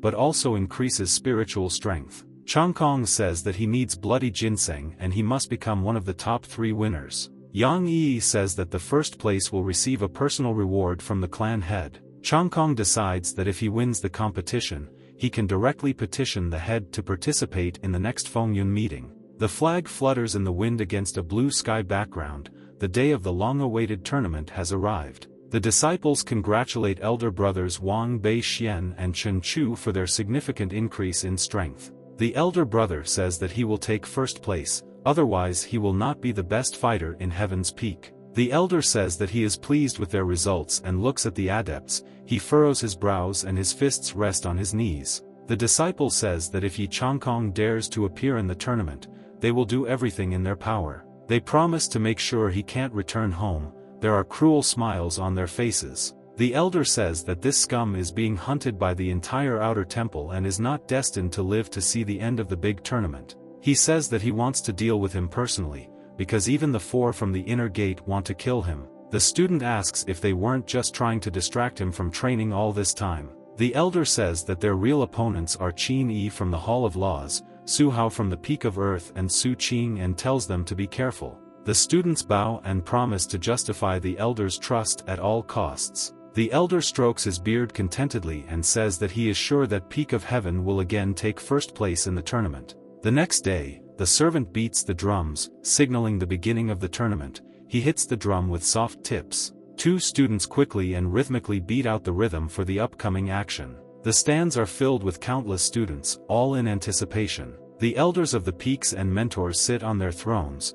They all have a serious and determined expression on their faces. The judge enters the arena. He carries a flag in his hands. Against its background are many rows of stands. The wind sways the yellow azure flags. He shouts for the adepts to take their places and prepare for the first stage. The big tournament begins. The arena is divided into many separate courts for duet sparring. In the first stage, those who win 10 battles will advance to the second stage. those who lose 10 battles in a row will lose the adept title. The judge tells the students who are going to participate to take their seats and get ready for the draw. Suddenly a woman's foot in a high-heeled shoe strides towards the platform. The students turn around in delight and look at her, their mouths open and drooling. This turns out to be the main adept of the People's Peak, Chen Shuiao, who has already reached the 6th level of the Chongmai border. Qin Yi, a disciple of the Law Hall, also comes. He opens his arms to the sides and smiles. 2 from the Earth Peak, Su Qing and Su Hao, are also participating. One of them is bald and tall, and the second is short and with sharp teeth. Chen Shuiao was assigned to the 7th arena and everyone is afraid to be paired with her. Changkong gets to the 7th platform and gets number 144. His number is in tune with Dai, boy, which is what the participants make fun of. He will meet Chen Shuiao in the first match. Changkong understands the hidden message behind the number and that this is what many people expect from him. The elder turns his attention to him. There is disdain and anger in his eyes. He looks down on him. The mentor thinks that if he can defeat them all, then one day he can become a great man. The numbers have been assigned and the tournament begins. The first fight will be on the 7th platform, number 15 versus 157. Second fight number 25 versus 262. An adept with a bandage on his forehead hits another who is missing a front tooth. The third fight is between number 27 and 183. The winner stands proudly with a stick, his back to the losing opponent. The 9th battle is between 144 and 699. All fights are marked on the judge's tablet. Changkong meets a strong Heaven's Peak adept in his first fight. In the past, he defeated Huang Wei and everyone is interested in the outcome of this fight. The adept approaches Changkong and says that he has been waiting for this day for a very long time. His fists are clenched as he steps very confidently onto the platform. Changkong replies that he is not his rival and it is not too late to admit defeat in advance. The adept goes on the attack and shouts that Yi Changkong thinks too highly of himself. He wants to see if his power is as sharp as his tongue. A mocking smile plays on his lips. Changkong catches the adept's swift fist with his hand. The wreath on his arm swells from the effort. In the eyes of the adept there is misunderstanding and fear. He frowns and opens his mouth. A bead of sweat rolls down his temple. Yi Changkong looks straight into his eyes, cultivates his strength and holds the adept's fist in his hand. Yi Changkong clenches his fist with his palm up and begins to gather energy to strike. Red streams of magic surround his hand. Changkong stops with a frown on his face, throwing a punch. The enemy hung in the air, receiving a blow. The unconscious body of the adept flies in the air. He is thrown off the platform. The adept falls to the ground and raises a cloud of ash into the air. Languages of magic dance around him. The judge stood over him with his hands clasped behind his back and waited for a reaction from the adept, because he could still rise. But the adept is completely passed out. He is missing teeth and bleeding from his mouth. His eyes are devastated. The judge raises his hand with a flag and announces that number 144, Yi Changkong, has won. The students in the stands are in complete shock that a strong student was defeated with one blow. Everyone's mouths are open in surprise. Yi Changkong pins the adept to the ground with a kick. Number 144 won twice in a row. Another adept gets punched in the face. Number 144 won 3 times in a row. Changkong wins fight after fight. The wind merrily flutters the flag next to the platform. The next student, with his hands down and slouched, says that he gives up, deciding not to tempt fate. Yi Changkong looks at the adept with understanding in his eyes. Number 144 has won 8 times in a row. Someone shouts after Changkong that he is amazing. A surprised expression appears on his face. Turning around, Yi Changkong sees Brother Feng. He says that Yi Changkong achieved 8 victories so quickly. Changkong asks where Feng is performing. Qiming, isn't it in the 7th arena? He replies that he is in the 6th arena and, thanks to the restorative elixir, he has won 5 victories in a row. In Arena 6, Fight 76 has been announced. Enemy Feng Tsimina goes out onto the platform. Feng Qiming number 231 versus Lu Chen number 566. The latter says that today is clearly not a happy day for Feng. He frowns and recognizes Lu Chen from the peak of heaven. Lu Chen says that it's just sparring, so there's no need to worry, but he would like to show Changkong his strength, but it's a pity that it's not the time yet. He says that if he doesn't want Brother Feng to die, he should break the rules and stop their fight. Fang Qiming says that he will be disqualified for such talk. He frowns and looks at the adept. Lu Chen tells him to stop just talking and go up to the arena. A condescending smile plays on his lips. Chang Kong calls out to the determined brother Fang, who heads towards the arena to fight Lu Chen. He replies that he knows that he is weaker than Lu Chen and voluntarily admits defeat. The referee tells them to get into position and begins the fight. The adherents crossed their arms over their chests and looked at the judge. Fang Qiming turns to the judge and begins to speak with an agitated face. Suddenly the foot takes off, kicking dust into the air. The enemy launched an attack on Feng Tsimina. Opponent's hand lands on Fang's face. Tsimina, squeezing his skull. There is fear in the guy's eyes. Lu Chen says that he will not let him admit defeat and holds him at arm's length by the face. Chang Kong shouts that he stopped communicating with him 2 weeks ago and demands to let him go. Lu Chen says that just a moment ago they were standing next to each other and laughing. He takes a knife from his belt pocket. The rays of the sun are reflected from its shiny metal surface. Lu Chen tells Chang Kong that either he will enter the ring and fight him, or he will face the death of his friend. He squeezes Fang's skull. Tsimina in her hand. He starts bleeding. Chang Kong starts cultivating and shouts that Lu Chen will pay for this. Lu Chen pierces Fang's shoulder with his sword Tsimina and holds his head above the ground. It squeezes his head. Fang Qiming shouts for Yi Chang Kong not to interfere. Lu Chen shouts at him to keep quiet and turns his sword in the wound. Blood splashes fly in all directions. Hand Fang Tsimina hangs limply, streams of blood flowing down her. The referee waves the flag, declaring Lu Chen's victory. Sparks of blue magic dance in the air between the combatants. Lu Chen throws Fang's unconscious body Tsimina aside and snorts, moreover, empty eyes from the pain experienced. Chang Kong runs as fast as he can to catch his friend before he falls. He makes it just in time, intercepting him in mid-flight. He puts his friend on his shoulder, holding him with his hand. Chang Kong calls out to brother Fang and heals his wound with his energy.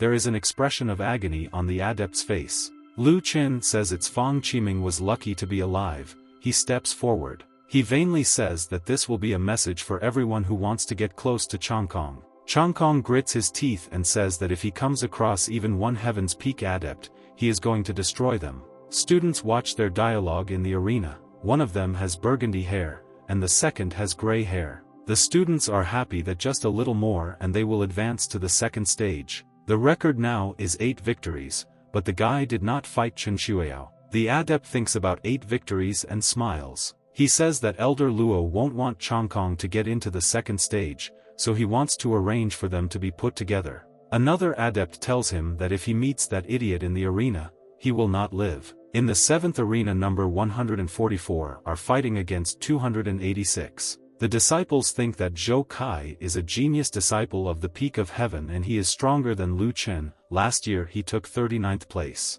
Previously, the students believed that Yi Chang Kong would be very lucky if he made it to the second stage, but now even his survival is in question. Zhou Kai smiles and is happy that they finally met Yi Chang Kong. He takes it out of its sheath. Chang Kong says that he has never talked to the dead before. His sword is on his shoulder, and his opponent's blade glows with blue magic.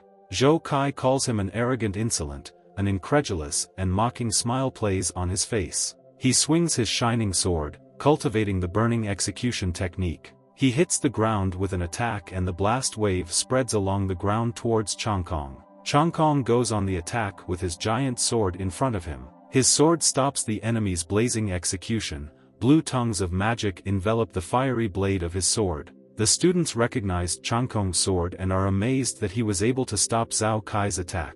The mentor learns the sword art that Chang Kong wields. There is a look of concentration on his face, and his fist grips the edge of the hilt. The opponents stand face to face. Between them there is a deep crack from Zhou Kai's attack. He points a sword at Chang Kong and asks if he really considers himself worthy to fight him. He jumps and raises his sword to attack. He screams for Chang Kong to go to hell. Yi Chang Kong raises his sword in response and prepares to attack. He spread his legs wide and leaned forward, distributing his weight for a lunge. His sword begins to glow with scarlet energy. Imbued with it, Chang Kong shouts for Zhou Kai to not hesitate to attack. He hits Chang Kong's sword and he tells Zhou Kai not to dare talk about dignity. There is a collision of 2 energies and a loud explosion, Clouds of dust rise into the air and red and blue energy sparkle. Chang Kong jumps back, pressing his sword into the ground. He bent his knees and clenched his teeth. Zhou Kai also jumps back and giggles. There is excitement and a sadistic smile on his face.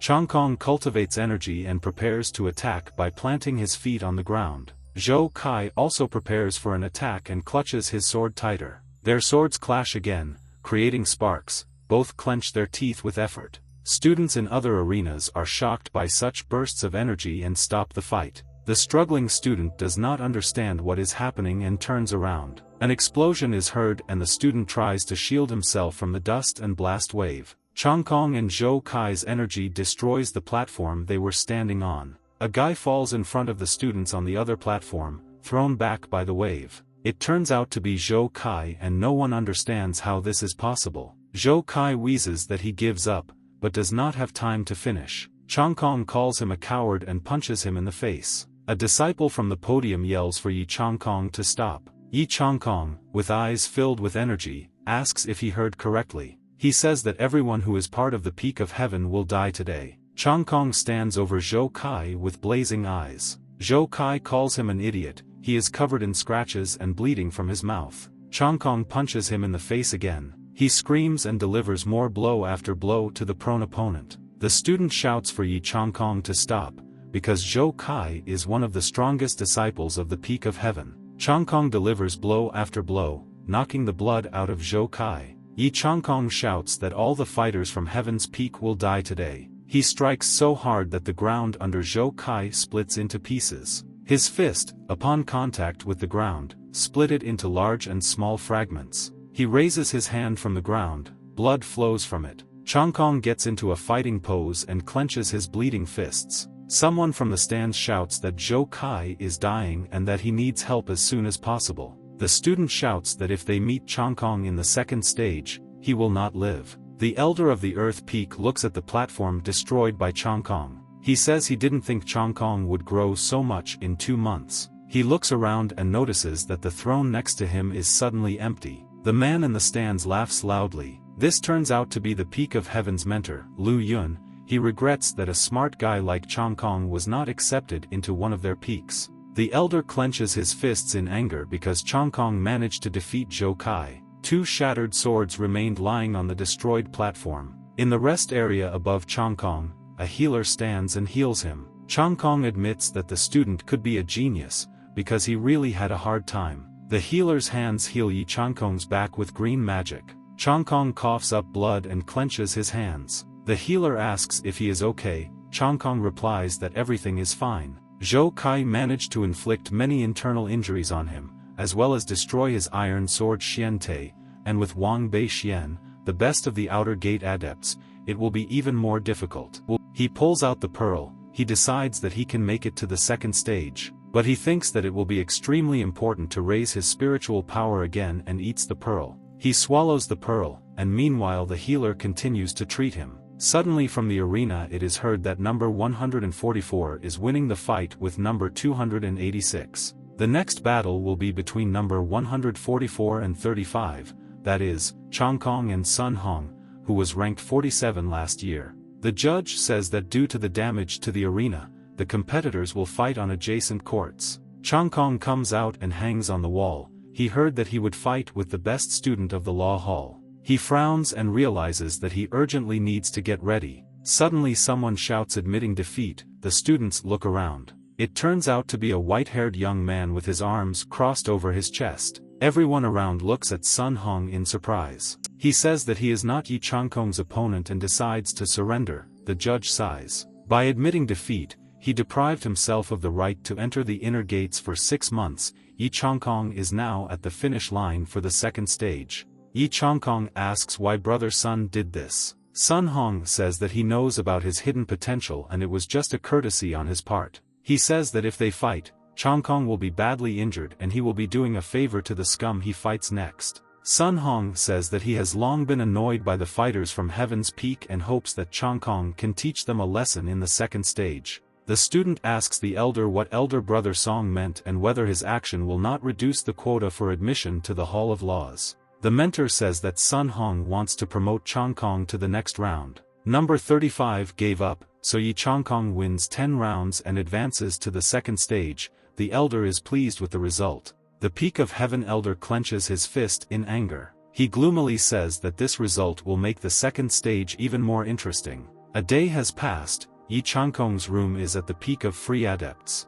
The sword falls on the water surface. Yao Yao asks why Changkong isn't training. Changkong says that there are only 3 days left before the second stage of the competition, and in that time it is unlikely that he will be able to improve the art of the blade. Qin Yaozhao asks him what he is going to do in this case. Yi Changkong says that Fist of Fury and Running Wind have almost reached their peak and he hopes to increase their strength in 3 days. Qin Yaozhao says that in this case, he should train his body. She says that she recently discovered a very funny property in the Dream Pearl and wants to show it to him. Changkong is happy and asks to tell him more. She says that this property will make him ecstatic. He turns pale in response. She begins to cultivate the endless wind prison. Around Yi Changkong, she immobilizes Changkong with wind currents. Qin Yaozhao asks if he is a cat for defeat. She directs energy at him and announces that she is starting. Yao Yao sends the wind blade at him. The energy inexorably approaches the immobilized Yi Changkong.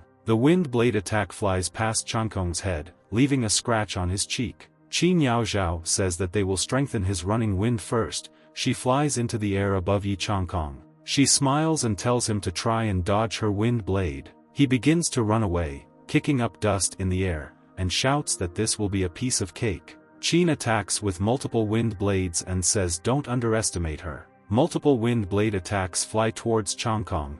It moves very fast and breaks the sound barrier. He turns around and smiles as he storms off. He stands on one hand, dodging one blade. Then he jumps into the air, dodging 2 more. The wind blades he dodged cut off the tops of the rocks. Changkong stops in front of Qin, kicking up dust into the air. He looks at her and grins. She looks at him and says that he is very absent-minded. Several wind blades hit his body. Yi Changkong begins to reach out to her and blur. Qin Yaozhao snaps his fingers nervously. The energy that Yi Changkong began to disintegrate into returns back to him. He stands on all fours and lowers his head, gathering energy. He is breathing heavily, sweat is dripping from his face, and his skin is pale. Qin Yaozhao asks how he is feeling. Yi Changkong says that it was as if he was really dying. She says that only by feeling the breath of death can he release his potential in a desperate situation. Next, she will control the power of the wind blade depending on how well he adapts to it. Changkong clenches his fist. He gets into a fighting pose and tells her to start. She says that the wind is everywhere and it is too powerful to resist its power. The essence of running wind is to control the wind. Changkong must attract the air currents around him, change the direction of the wind, in order to be able to win the battle. And only when Changkong can control the wind will the ability of running wind reach its peak. Changkong dodges the blades of the wind, jumps, somersaults, runs close to the ground. The wind blade hits him in the shoulder due to carelessness. Qin, with a wave of his finger, returns Changkong to his condition. Changkong recovers by gathering energy and tells her to continue her attack. He is hit in the stomach by a blade, but he also tells her to continue. He recovers from yet another defeat and asks them to do it again. The sun is setting over the roof of the Hall of Free Adherents. The next morning, someone calls Brother Changkong. The student says that the elder sister from the inner gate has come to him again and is waiting from the living room.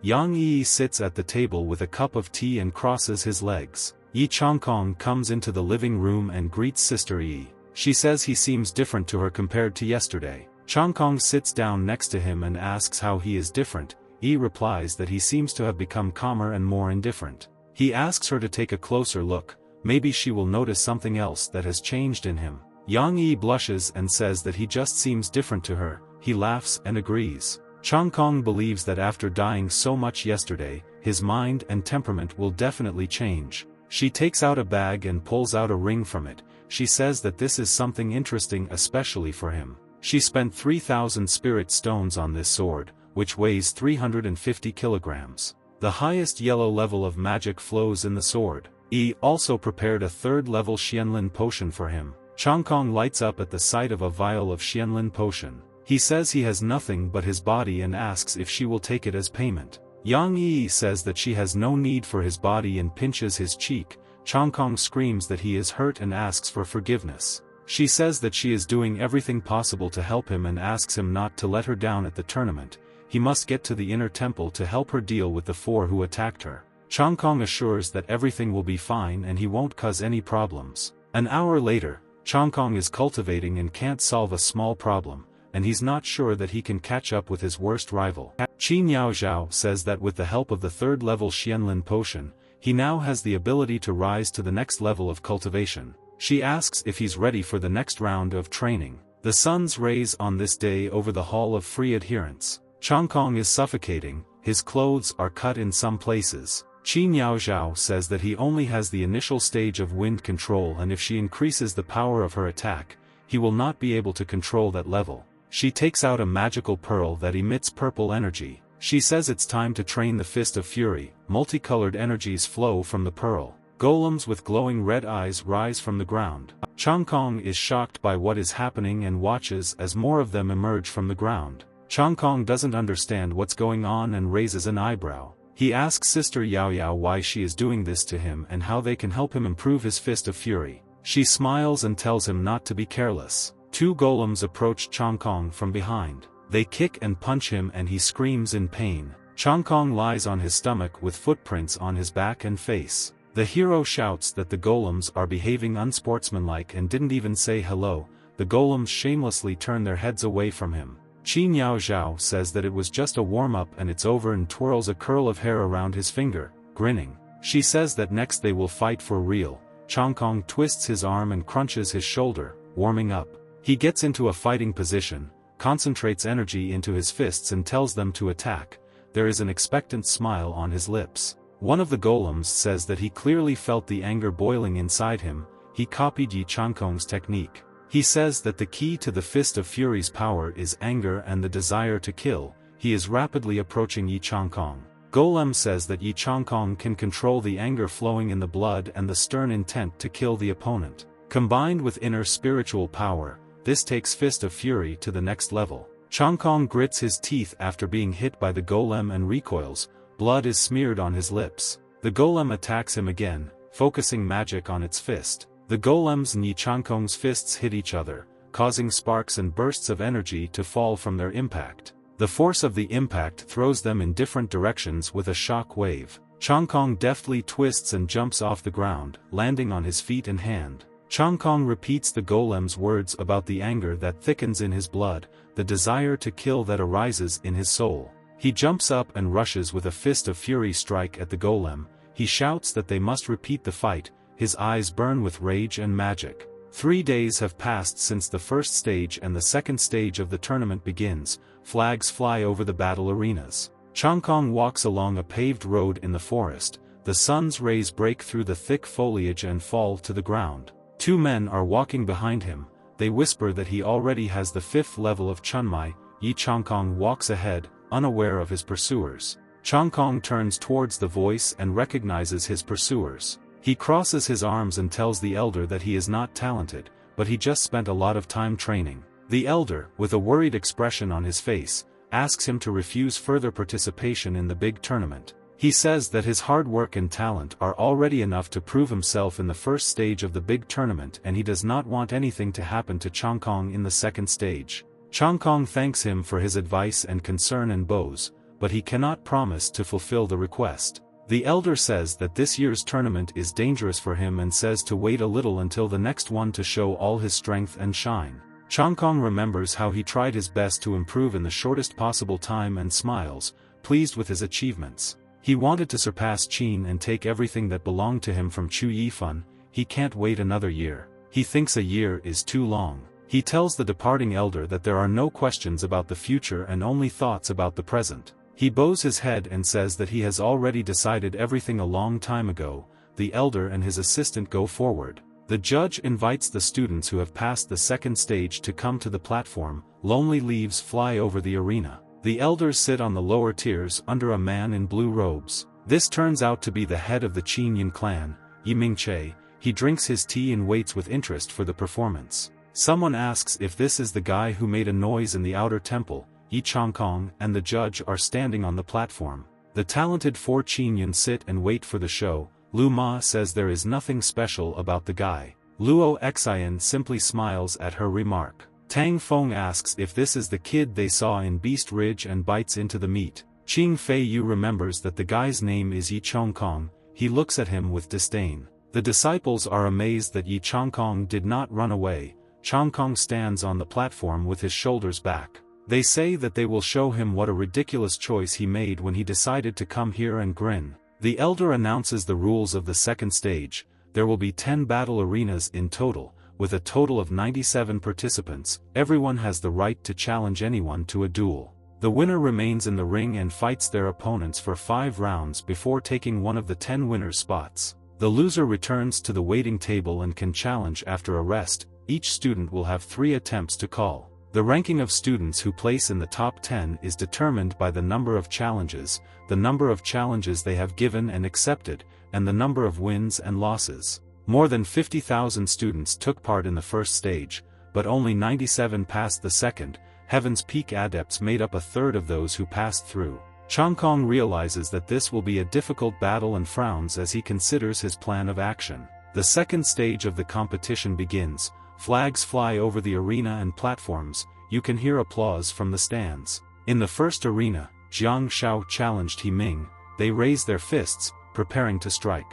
In the second arena, Pan Yun Shao challenged Bei Ming. The second one just received a punch in the face from his opponent. In the ninth arena, Wang Hui challenged Tian Qi. While no brilliant student has become the first, no one knows who will remain in the arena. The students look at each other with interest.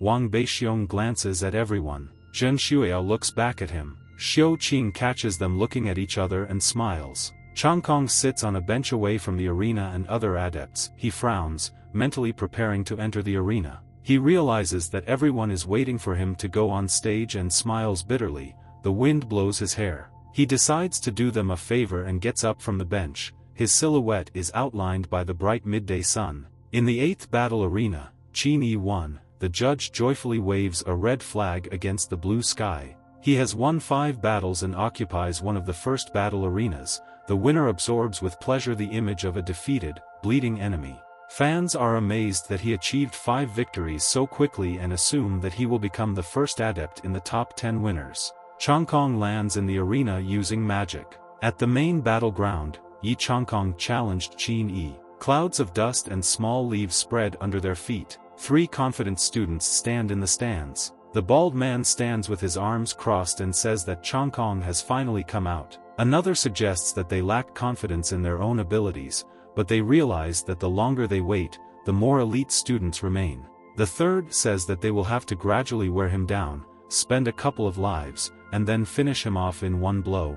He smiles and says that killing an enemy who is desperate is a lot of fun. The other students look at him sideways and realize that he is up to something. Qin Yi asks if Yi Chongkong thinks it's stupid to test his strength on him and step over him to get to victory. Chongkong says he has no such thoughts, but he's thinking about stepping over it to get to the top. Chongkong asks if Qin Yi is worthy of being that enemy and grins. The student replies that Chongkong was a laborer at the outer gate and it is not for him to judge his dignity. He tells the hero to kneel down and apologize, and then he will think about whether to let him go alive. He disappears on the spot and says Chongkong can refuse. Qin Yi appears behind Chongkong and prepares to strike. He promises to kill him if he does not fulfill his will. He uses a palm sword, a technique only available on the 3rd floor of the library, and has achieved perfection in this technique. The bald student says he is curious. Qin Yi cultivates another technique using blue magic. He asks Chongkong how he likes to fight.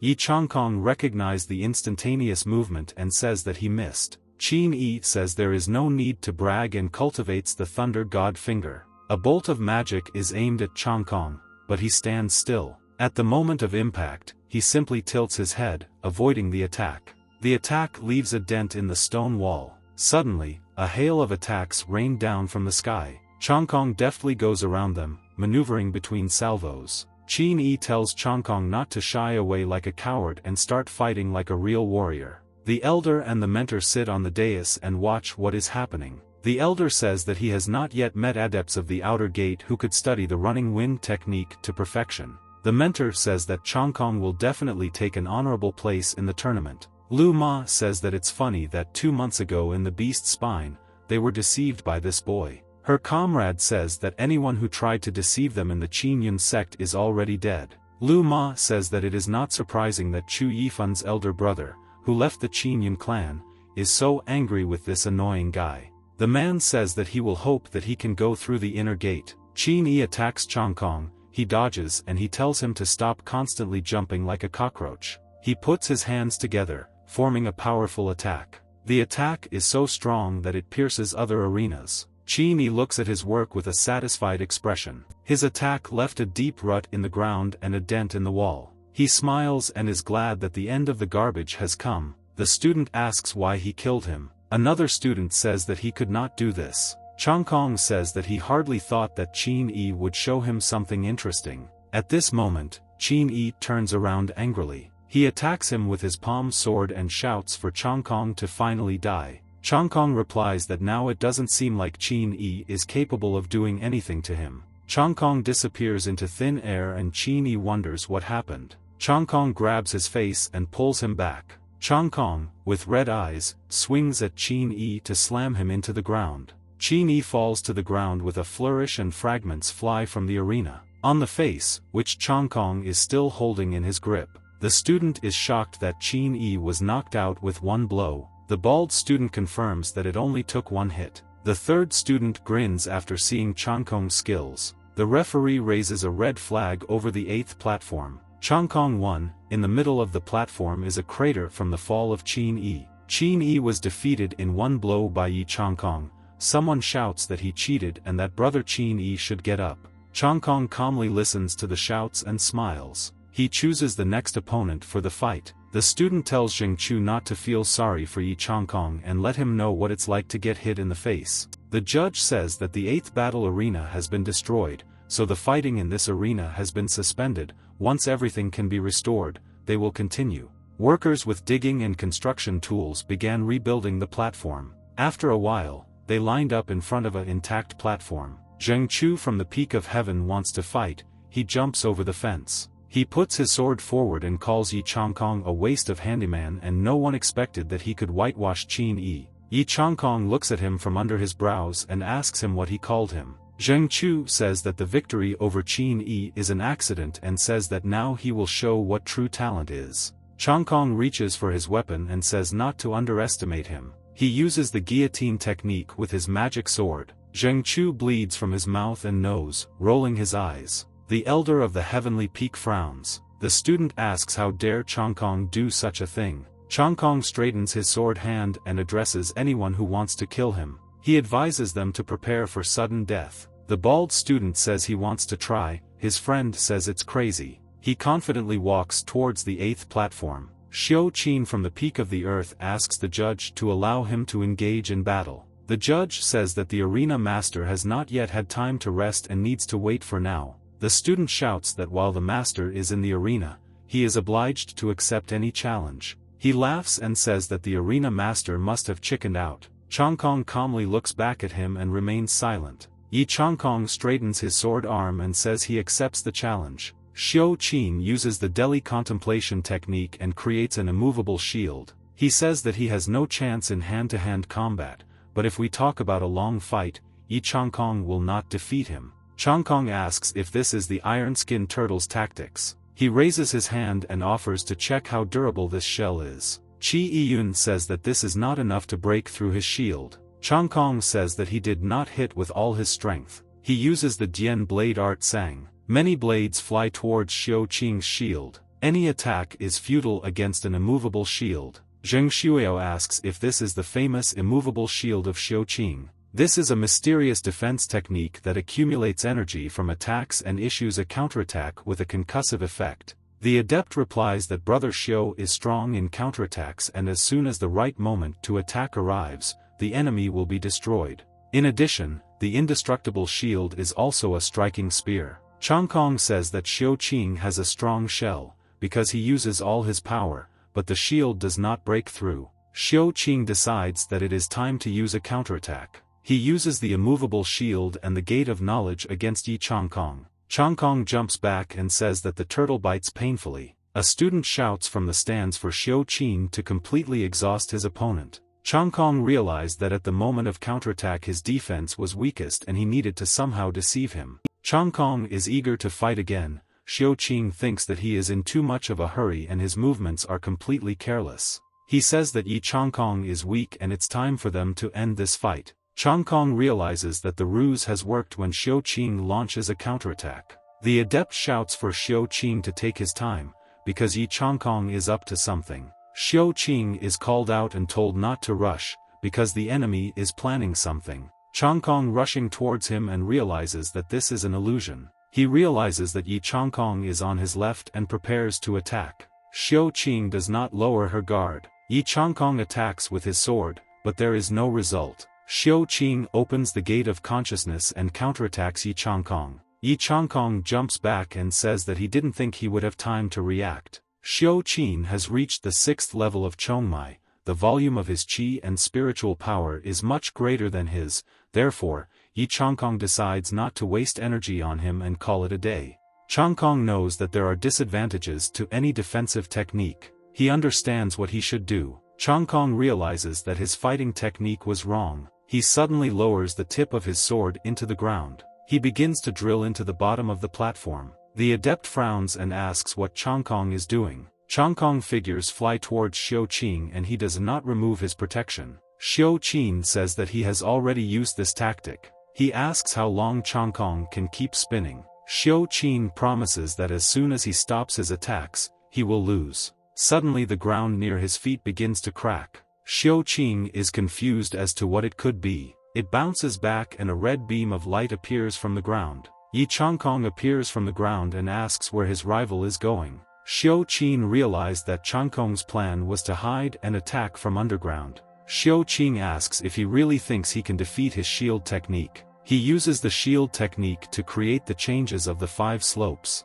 Chang Kong rushes at him with a scream and a sword at the ready. The illusion is shattered again against the adept's shield. Xiao Qin is sweating and trying to figure out where he could be. Suddenly he looks around, noticing something. It turns out to be Chang Kong with a sword, which rushes straight towards the adept. Xiao Qin understands that he will not have time to create a shield for protection. Chang Kong hits the adept's shield with the falling goose attack, which breaks into fragments and flies down. The student from the stands opened his mouth in surprise. Zheng Shuiao purses his lips in dissatisfaction. Xiao Qin falls to the ground, creating a crater. Chang Kong flies at him with a sword and shouts that it is time for him to die. A huge explosion is heard from the platform. Spectators in the stands try to shield themselves from the wind and sound from the explosion. The elder is pleased with Chang Kong. Chang Kong's sword was stopped by another adept. He tells Chang Kong that they have no animosity towards him, so there is no need for such cruelty. Xiao Qin has already lost to him,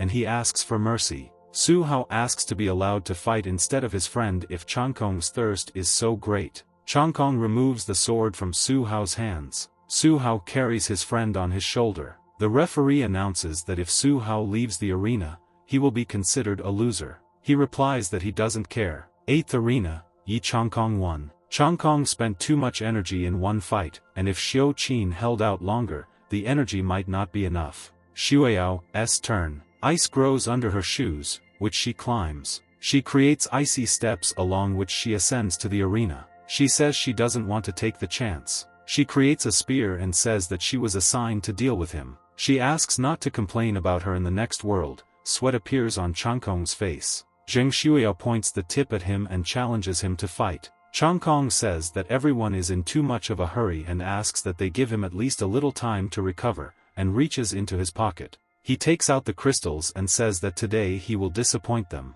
The adept realizes that this is crystallized essence and shouts to Shuiao to quickly finish him off and not allow him to recover. She immediately throws a spear at Chang Kong. He smashes the spear on the sword and asks if they really expected him to come unprepared. Although the crystallized essence will allow him to restore energy in an instant, this energy in the crystal is too much for him. He says that their current plan to destroy him has no chance of success. Zheng Shuiao runs towards him with a spear in his hand. Chang Kong swings his huge sword. Sword and spear clang against each other in battle. Shuiao learns the technique of composure. Chang Kong notices that his sword is covered in a layer of ice. She attacks him and he jumps, avoiding the blow. Xueyao's weapons, battle strategy and powers belong to the ice element. If he hesitates for a second and cannot dodge in time, she will freeze him to death in an instant. The technique of composure is very powerful, but it takes time to reveal itself.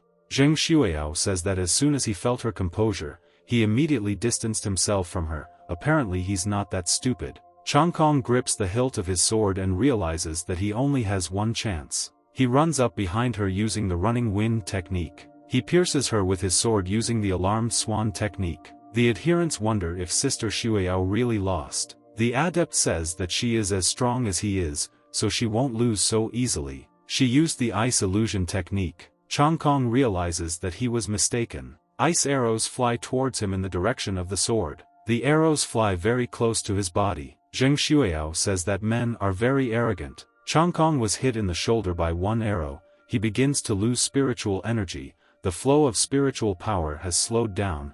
This is how composure works. Zheng Xueyao lulls the hero, feeling an imminent victory. She creates a cold-blooded lotus flower. Chang Kong is pierced by several sharp tips of the flower petals. He finds himself stuck among sharp ice chips. Chang Kong begins to turn blue from the cold. Something starts calling for brother Chang Kong. He opens his eyes. Sister Qin appears in front of the hero. She asks when he will finally come for her. He says that he took part in the big tournament and he wants to go through it in order to take part in the Funyun meeting. She turns around and leaves, saying he must be tired. She says that no matter where fate leads her, only he occupies the most important place in her heart. She looks back and asks him to fight with all his might and until the very end. Yi Chang Kong tries to catch this vision, but everything disappears. His hand is held by a hand with 3 fingers. Similar black arms clasp him. Chang Kong doesn't understand what's going on. Suddenly the black image calls out his name, catching his attention.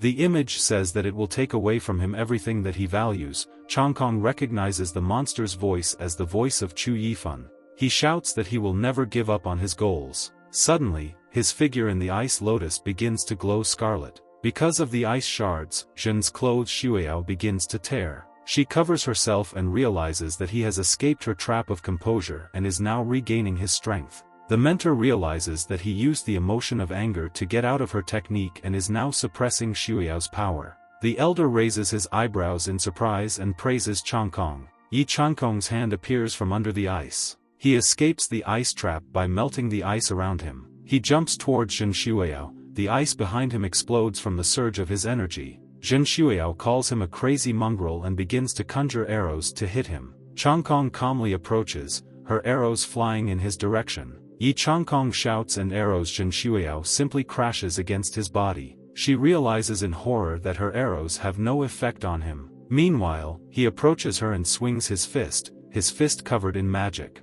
She turns pale and realizes that it is too late for her to run somewhere. He brings his fist almost to her face, but she stops in time from the blow. The girl is pale and with sweat on her face. Chang Kong tells her to surrender or he will have to kill her. Zhen Xueyao lost and no one can believe it. She leaves the arena defeated. Just 2 months ago, Zhang Tai would have smashed Yi Chang Kong to smithereens. But today he was able to defeat the 3 most talented adepts of the outer gate. Lu Ma understands that little sister Xueyao also lost. She asks if they think Yi Chang Kong is being helped by someone great. Her colleague replies that no one could have predicted this, but they should not underestimate Yi Chang Kong, because now he has climbed to the very top of the list. Another colleague says that there is no need to worry about such trifles. Yi Chang Kong was able to defeat Zheng Xueyao, but they also have Wang Beixian who will trample him.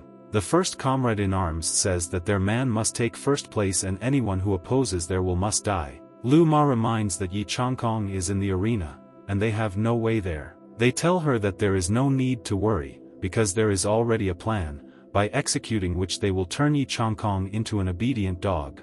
Otherwise, they will simply kill him. Yi Chang Kong holds the crystal in his hand and asks who the next opponent will be. The adept flexes his fists and decides that now is the time for him to speak. But another adept runs out in front of him, who shouts to Yi Chang Kong that he will deal with him now. He jumps on Chang Kong and screams for him to die. Chang Kong snorts and prepares to deflect the adept's blow. But the new guy is pulled back by the collar before he can do anything. A man from the four strongest holds him by the withers and tells him to at least sometimes look beyond his nose. He throws him away and says that his turn will never come. It turns out to be Tang Feng from the Talented Four. Yi Changkong doesn't understand why he came to the arena. Tang Fei says that Master Qin invites him to his place. Yi Changkong says that he is in the arena during the tournament and cannot leave it. Tang Fei says that the mentor has already discussed this with the elders and they can suspend the tournament. He runs away and says that the matter is very important and tells Brother Yi to hurry up. Qin Feiyu is the strongest in the inner temple. Yi Changkong understands that this conversation will not bring anything good, but he cannot refuse. Changkong decides to go there and invade the tiger's lair first. The adept understands that the Talented Four invited Yi Changkong at this very moment. He frowns and wonders if they consider him a worthy opponent and therefore want to lure Changkong to their side. Changkong arrives on the balcony of the Talented Four. Qin Feiyu says that he knows that the tournament is unfair to Yi Changkong, but he should know that they were the ones who requested these rules. Changkong asks if he is saying this to show the power and influence of the Talented Four. The mentor laughs and replies that no, because everyone already knows about the strength and power of the Talented Four. He just wanted to tell him that a man from them must definitely win the tournament. He hands Yi Changkong the tea and says that this person could be Wang Beixian, or it could be him. The Talented Four are parasites in the clan after Chu Yifan and they do not disdain using dirty methods to win. As long as there are people like this in the Qinyan sect, nothing will happen to ordinary adherents, and now they also want to recruit Yi Changkong to join them.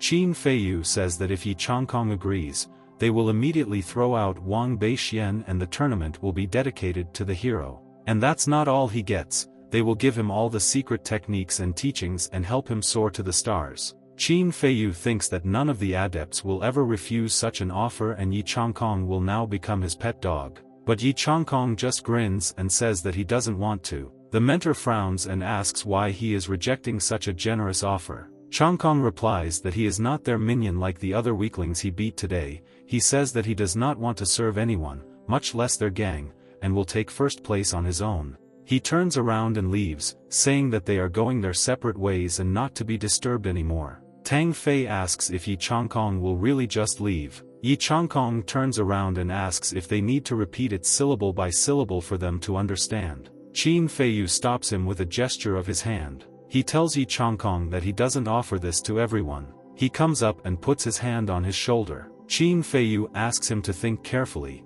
because they will always welcome him in their ranks. Changkong removes his hand from his shoulder. He frowns and walks away, his mentor looking after him with a grin. At the 8th battle arena, Yi Changkong and Wang Beixian meet. Wang Beixian is the strongest among the adepts of the outer temple and the four of the inner temple value him very much. Yi Changkong is the dark horse of the tournament, because in the past he was a simple laborer, but suddenly he was able to defeat the strongest adepts of the outer temple. Opponents rush at each other, everyone held their breath because they had no idea who could win. Their collision creates a huge explosion of energy. They are pushed to different sides of the arena. Yi Changkong realizes that he cannot use all his strength. Wang Beixian rushes to the attack and asks where to go with all the arrogance of Yi Changkong. Yi Changkong is unable to concentrate his spiritual qi. He realizes that someone has placed a curse on him. He realizes that it was Qin Feiyu who cast the soul seal curse by touching his shoulder. Yi Changkong calls the four scoundrels and cuts the air with his sword. Wang Beixian says that only weak people can slander others, and there is no need for Qin Feiyu's mentor to curse him. The disciples from the stands shout that Yi Changkong is weak and can only blame the opponent for playing dirty. They shout for Yi Changkong to admit defeat. Yi Changkong simply grits his teeth in response. Wang Beixian says that he worked so hard to get to first place, but now he doesn't have enough strength to stay on top. He attacks from behind with a spear and says that he is very sorry for Yi Changkong. Beixian kicks him in the body and asks him to say hello to the god of death, ruler Yama. Yi Changkong is slammed against the wall with such force that a cloud of dust rises into the air. Yi Changkong sits next to the wall and does not move, his clothes covered in blood stains. Beixian is glad that his mentor cast the soul seal curse in time, because the qi flows in Changkong's body have slowed down, and if he tries to disperse them, he will most likely harm himself. The mentor tells Yi Changkong that he is surprised by his tenacity, but anyone can be overtaken by fatigue. He says that he should rest and admit defeat. Chang Kong, with black eyes, decides to use the last ace up his sleeve. The martial body technique can increase combat power several times, and Chang Kong decided to study it. Yao Yao says that he is still too weak for her and he should not study her yet. Chang Kong replies that most of the adherents of the outer temple are very strong and he must defeat them in order to get into the inner temple. He persuades her to teach him. The martial body technique has a very large impact on the body, and if he cannot control it, it can destroy his soul. Chang Kong says he only uses it as a last resort.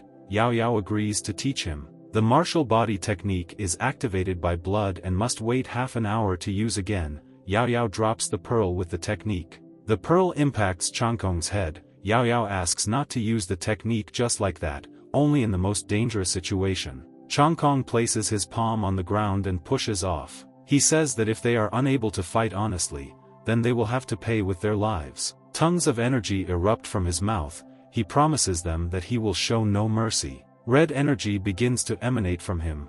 The wind rises around him.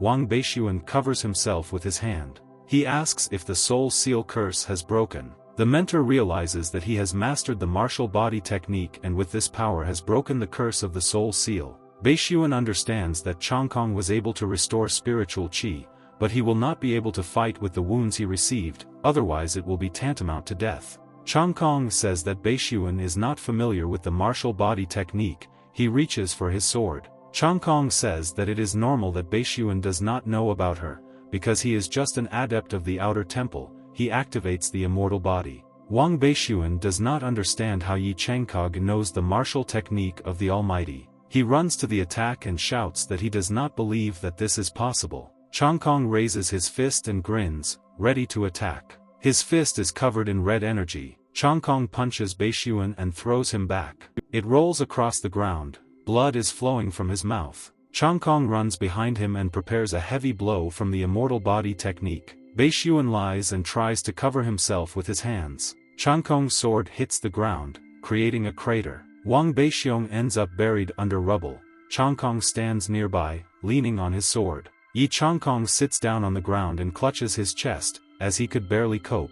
The judge declares Yi Chang Kong the winner with 5 wins in a row. Yi Chang Kong took first place in the outer gate tournaments. Qin Feiyu frowns and says that sooner or later he will get to Yi Chang Kong. Lu Ma tells the mentor not to worry, because among the adherents of the inner gate there are most of their people. The mentor says that upon entering the territory of the inner temple, he found himself in a den of wolves. Yi Chang Kong thinks about Qing and that he was able to enter the inner temple to spite him. Soon he hopes to catch up with him and enter the halls of Fengyun. Suddenly he stops in his tracks. He bowed low and lowered his forehead to the ground and greeted the head of the clan. In front of him stands the head of the clan and his 2 henchmen. The talented 4 also kneel before the head of the clan. The head says that since he took first place in the tournament, he receives a tribute pill as a reward, and in addition to this, he can ask for any additional reward. Chang Kong lifts his head from the ground and looks at the head. He asks for permission to participate in the Fengyun meeting. The clan heads and mentors look at him in surprise.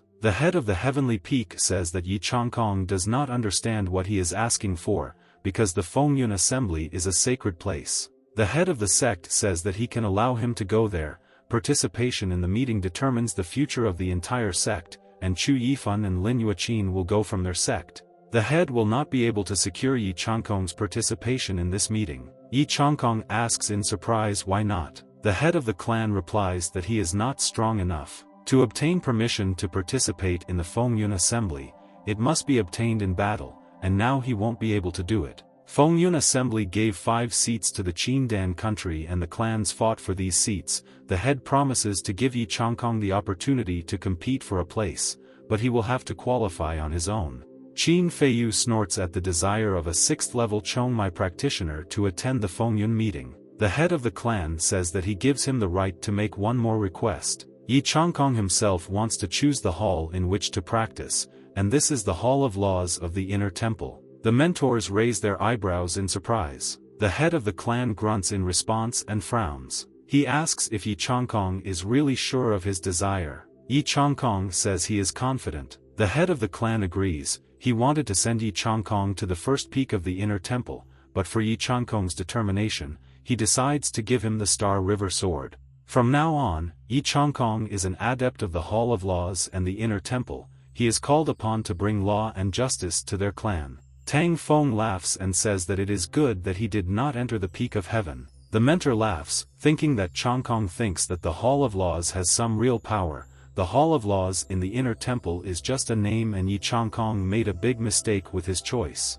3 days later, Yi Changkong arrived at the place where he would practice. In front of him stands a half-destroyed building. Changkong asks if he might have taken a wrong turn. The door slides aside and a voice from inside says that he has come to the right place. An old man comes out of the hall and asks not to judge a book by its cover. The old man asks for what purpose Changkong came here. Yi Changkong understands that the old man is full of chi energy and is the great master of the Inner Temple. Yi Changkong bows and introduces himself, saying that he is the new adept of the Inner Gate Law Hall. The old man realizes that he was appointed by the head of the clan as a disciple. He turns back into the hall and tells the adept to follow him. The inside of the building is very spacious and dilapidated. The old man stops and asks to answer the question. He asks why Yi Changkong chose the Law Hall. Yi Changkong replies that when he was in the outer temple, he suffered a lot from others, because the law halls there are completely useless, and if Qin Yi did his job,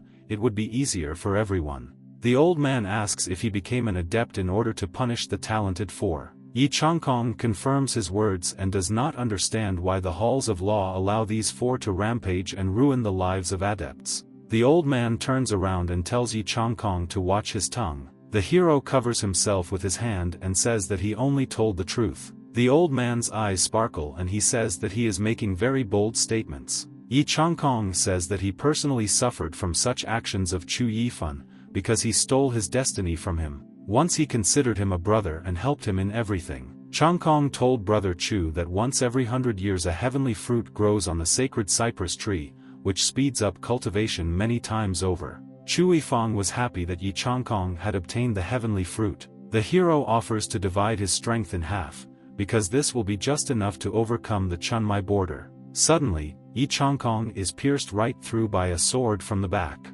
He falls to the ground and drops the sky fruit. Chu Yifan laughs at Changkong's desire to share the power of the fruit. Chu Yifan says that he has been waiting for this moment for too long, and without the fruit he will not become the best in the clan. He says that he didn't want to kill, but only dead people can keep secrets. He left him to bleed. Yi Changkong says that he was found and rescued back then, but because of this incident, his cultivation slowed down and he turned into a pitiful scum. He came to the Hall of Laws to show Chu Yifan and his 4 dogs that their tranquil life had come to an end. Changkong sticks his sword into the ground and promises to judge them to the fullest extent of the law. The old man sees determination in him, but that alone is not enough. He asks if he knows about all the intrigues of the Inner Temple. Yi Changkong replies that he hopes the teacher will show him the right path. The Inner Temple is divided into a palace, 2 chambers, 3 peaks and 7 halls. There are also 2 cultivation fields. The 4 of the Inner Temple are the favorites of the 2 peaks. They tried to punish them more than once, but the elders stopped them. Yi Changkong understands that we are talking about the peaks of heaven and earth. It became clear to him who was behind these nonentities. The old man says that they are just accomplices, and behind all the unrest is the Tianbao Heavenly Gifts Chamber and the Martial Arts Chamber. All cultivation means are stored with them. Pills and potions are kept in the Tianbao chamber, and scrolls of martial techniques are kept in the Wuzuan chamber. When the law hall decided to restore order, their funding was cut off. Without means of cultivation, most of the adepts left the law hall, which has been empty for 2 years. Because of this, the influence of the 4 only increased. The head of the clan does not restore order, because he does not want to lose strong fighters, because without them there will be no one to represent the clan at the Fengyun meeting. The appearance of Changkong gave hope to the old mentor. He slams his staff onto the stone floor. If Changkong is trained, then they will not have to hope for a 4 and he will represent them at the Fengyun meeting. Magic pills lie on soft cushions on the shelves. There are potions and essences on the shelves nearby. Changkong asks if the teacher really prepared all these cultivation potions for him. The old man says that from today he is an adept of the Hall of Laws. He says that in 3 days, Yi Changkong will reach the 10th level of the Chongmai border. Yi Changkong is shocked by the teacher's words and asks if it's really up to the 10th stage. He stands in front of the mentor and is not sure that this is possible. The mentor says that if he fails, then he will not be destined to defeat the 4. Changkong is now at the 6th stage of Chunmai, and with each subsequent stage the complexity increases tenfold. The teacher does not understand what the adept's question is and asks to trust him. Changkong asks for forgiveness and says that he doesn't quite understand how to do it, but is ready to learn. The mentor says that these are unusual cultivation pills, and Changkong has lived in the outer temple for too long, where such things cannot be found, and his energy is very weak. At the outer gate tournament, he strengthened his body with techniques, but it was too much of a burden for him. Besides, he was cursed, which is not so easy to recover from. The mentor asks Yi Changkong to open his mouth. He obediently fulfills the request, although he does not understand why. The teacher uses the magic of his staff to send a huge amount of pills into his mouth. Yi Changkong says with watery eyes that this is too much and he won't be able to swallow so much. The teacher says that this is just the beginning and that he should open his mouth wider. Changkong shouts to the master that he cannot swallow so many pills and any more and his stomach will burst. The old man says not to fuss, because this will help open his chunmai and speed up the absorption of the pills. Yi Changkong's eyes begin to glow with magic. The master says that he has very little time and this is all he can do to help him. If he fails, he will never overcome the 4 inner gates. Yao Zhao says that the old man went too far with the pills and is clearly not afraid to harm him in one sitting. He clearly saw that he had a lack of qi energy, and the pills would just increase it. She also offers her help. She inhales frosty qi into him, which will combine with the flaming energy of the pills to help. Changkong shouts that he is very hot and cannot stand it. There is an explosion and a golden glow fills the windows of the hall. The master holds his staff and is pleased with the result of his efforts. Yi Changkong ate all the pills that the master had in the hall. The hero begins to sweat and says that he feels something strange. The master replies that his body is now filled with qi energy and in order to increase the level of chunmai, he should go to a special place. Yi Changkong replies that it is difficult for him to contain this heat in his body, because his body seems to be about to explode from being filled with spiritual energy. The master replies that such a number of pills are usually taken for several years, and besides, the hero does not know how to control the qi energy, which is why he feels the heat. He sends Yi Changkong to the concentration tower to overcome the boundaries of cultivation. After a while, he stops in front of the concentration tower that the master spoke about. He notices that as soon as he approached the tower, the heat in his body subsided. The tower guards ask who allowed him to come to the tower and if he knows about the rules for visiting it. Changkong says that he is a new adept of the Tower of Laws and he has the right to visit the tower. The guard realizes that Yi Changkong is new and tells him to learn the rules. The cost of one-time entry into the tower is 500 stones and only a few people can enter the tower. Changkong realizes that he has to pay to enter. The adepts behind him laugh that he is new from the outer temple and does not have enough money. Changkong wonders if the master set him up. Before leaving, he asked the hero for spiritual stones for a drink. Someone calls out to Brother Yi and pats him on the shoulder. Sister Yi asks if he came here to practice too. Changkong says he needs to break the boundaries of Chunmai, but he didn't know there was an entrance fee. Yi says that she will pay for him and this will be repayment for him saving her life. Someone reaches for the bag of stones thrown by Ya.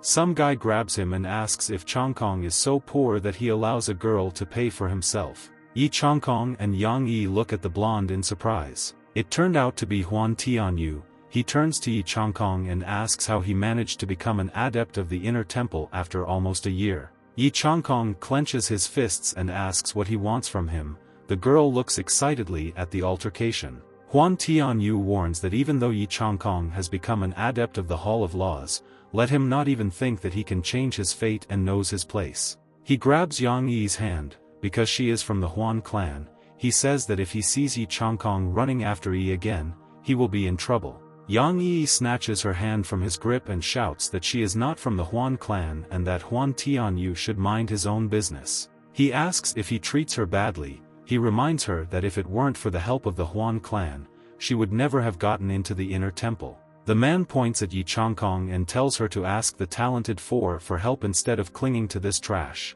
Yi Changkong grabs the blonde's outstretched hand's wrist. He clutches his wrist tightly, and Huan Tianyu asks him what he is planning to do. Yi Changkong tells him to apologize to Yang Yi and frowns. Huan makes a displeased face and says that he will not apologize, because the Huan clan has a very respected position.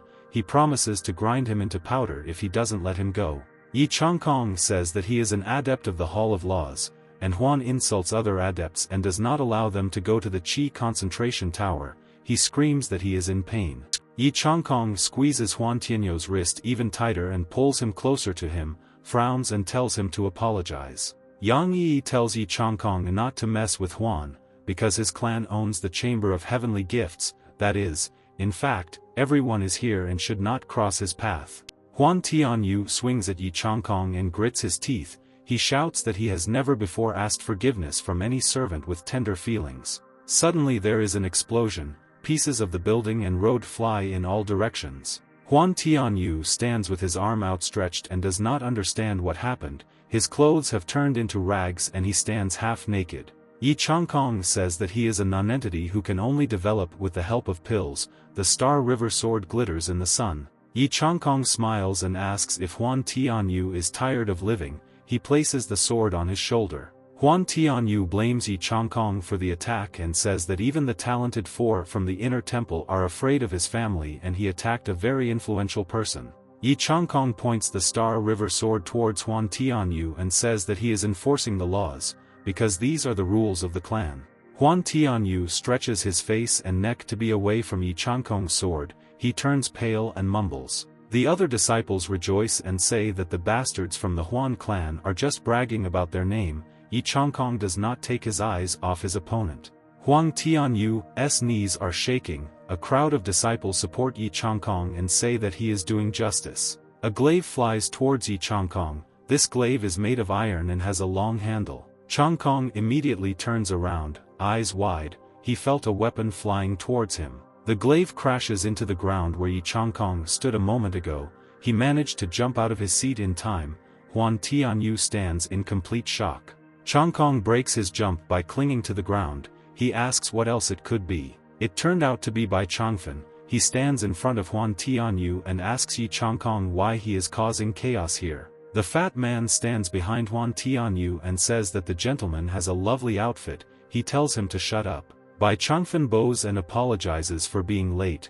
Huan Tianyu tells him to shut his mouth and deal with Yi Changkong now. Huan Tianyu bares his teeth and turns pale. He thinks that the end has finally come for the new Law Hall adept. Bai Changfen turns to Yi Changkong and says that he is a brave warrior for daring to threaten Lord Huan. Yi Changkong replies that he did not intimidate or threaten anyone, but simply followed the laws. He realizes that Bai Changfen is much stronger than Huang Tianyu. Changkong is from the Hall of Justice. If he is joking, daring to attack Mr. Huan in a holy place. Yi Changkong puts his sword forward and asks if Bai Changfen knows the laws. He says he is ready to fight to defend what is right. Bai Changfen smiles and cuts the air with his glaive. He says that he is an adept of 10 levels of Chunmai and it would be foolish to challenge him to a duel. Huan Tianyu yells at the fat man next to him to go and help Bai Changfen instead of looking at him. The fat man groans and gets up. The fat man jumps and swings his mace towards Yi Changkong. He shouts that it's time for Yi Changkong to see his ancestors. Yi Changkong and Bai Changfen are surprised by what happened. Bai Changfen shouts for Shui Man to be careful, because that guy won the Outer Temple tournament and he definitely has some trump cards up his sleeve. Shui Man hits the ground with his mace. The ground under the mace shatters into fragments. Shui Man gawks at the aftermath of his strike as the dust from the destroyed road begins to settle. Yi Changkong pushes the mace with his foot. He understands that his opponents are level 10 and 8. He begins to glow with energy, raising his sword to his shoulder. He sighs with relief at the realization, because he was already afraid that he would waste his energy in vain.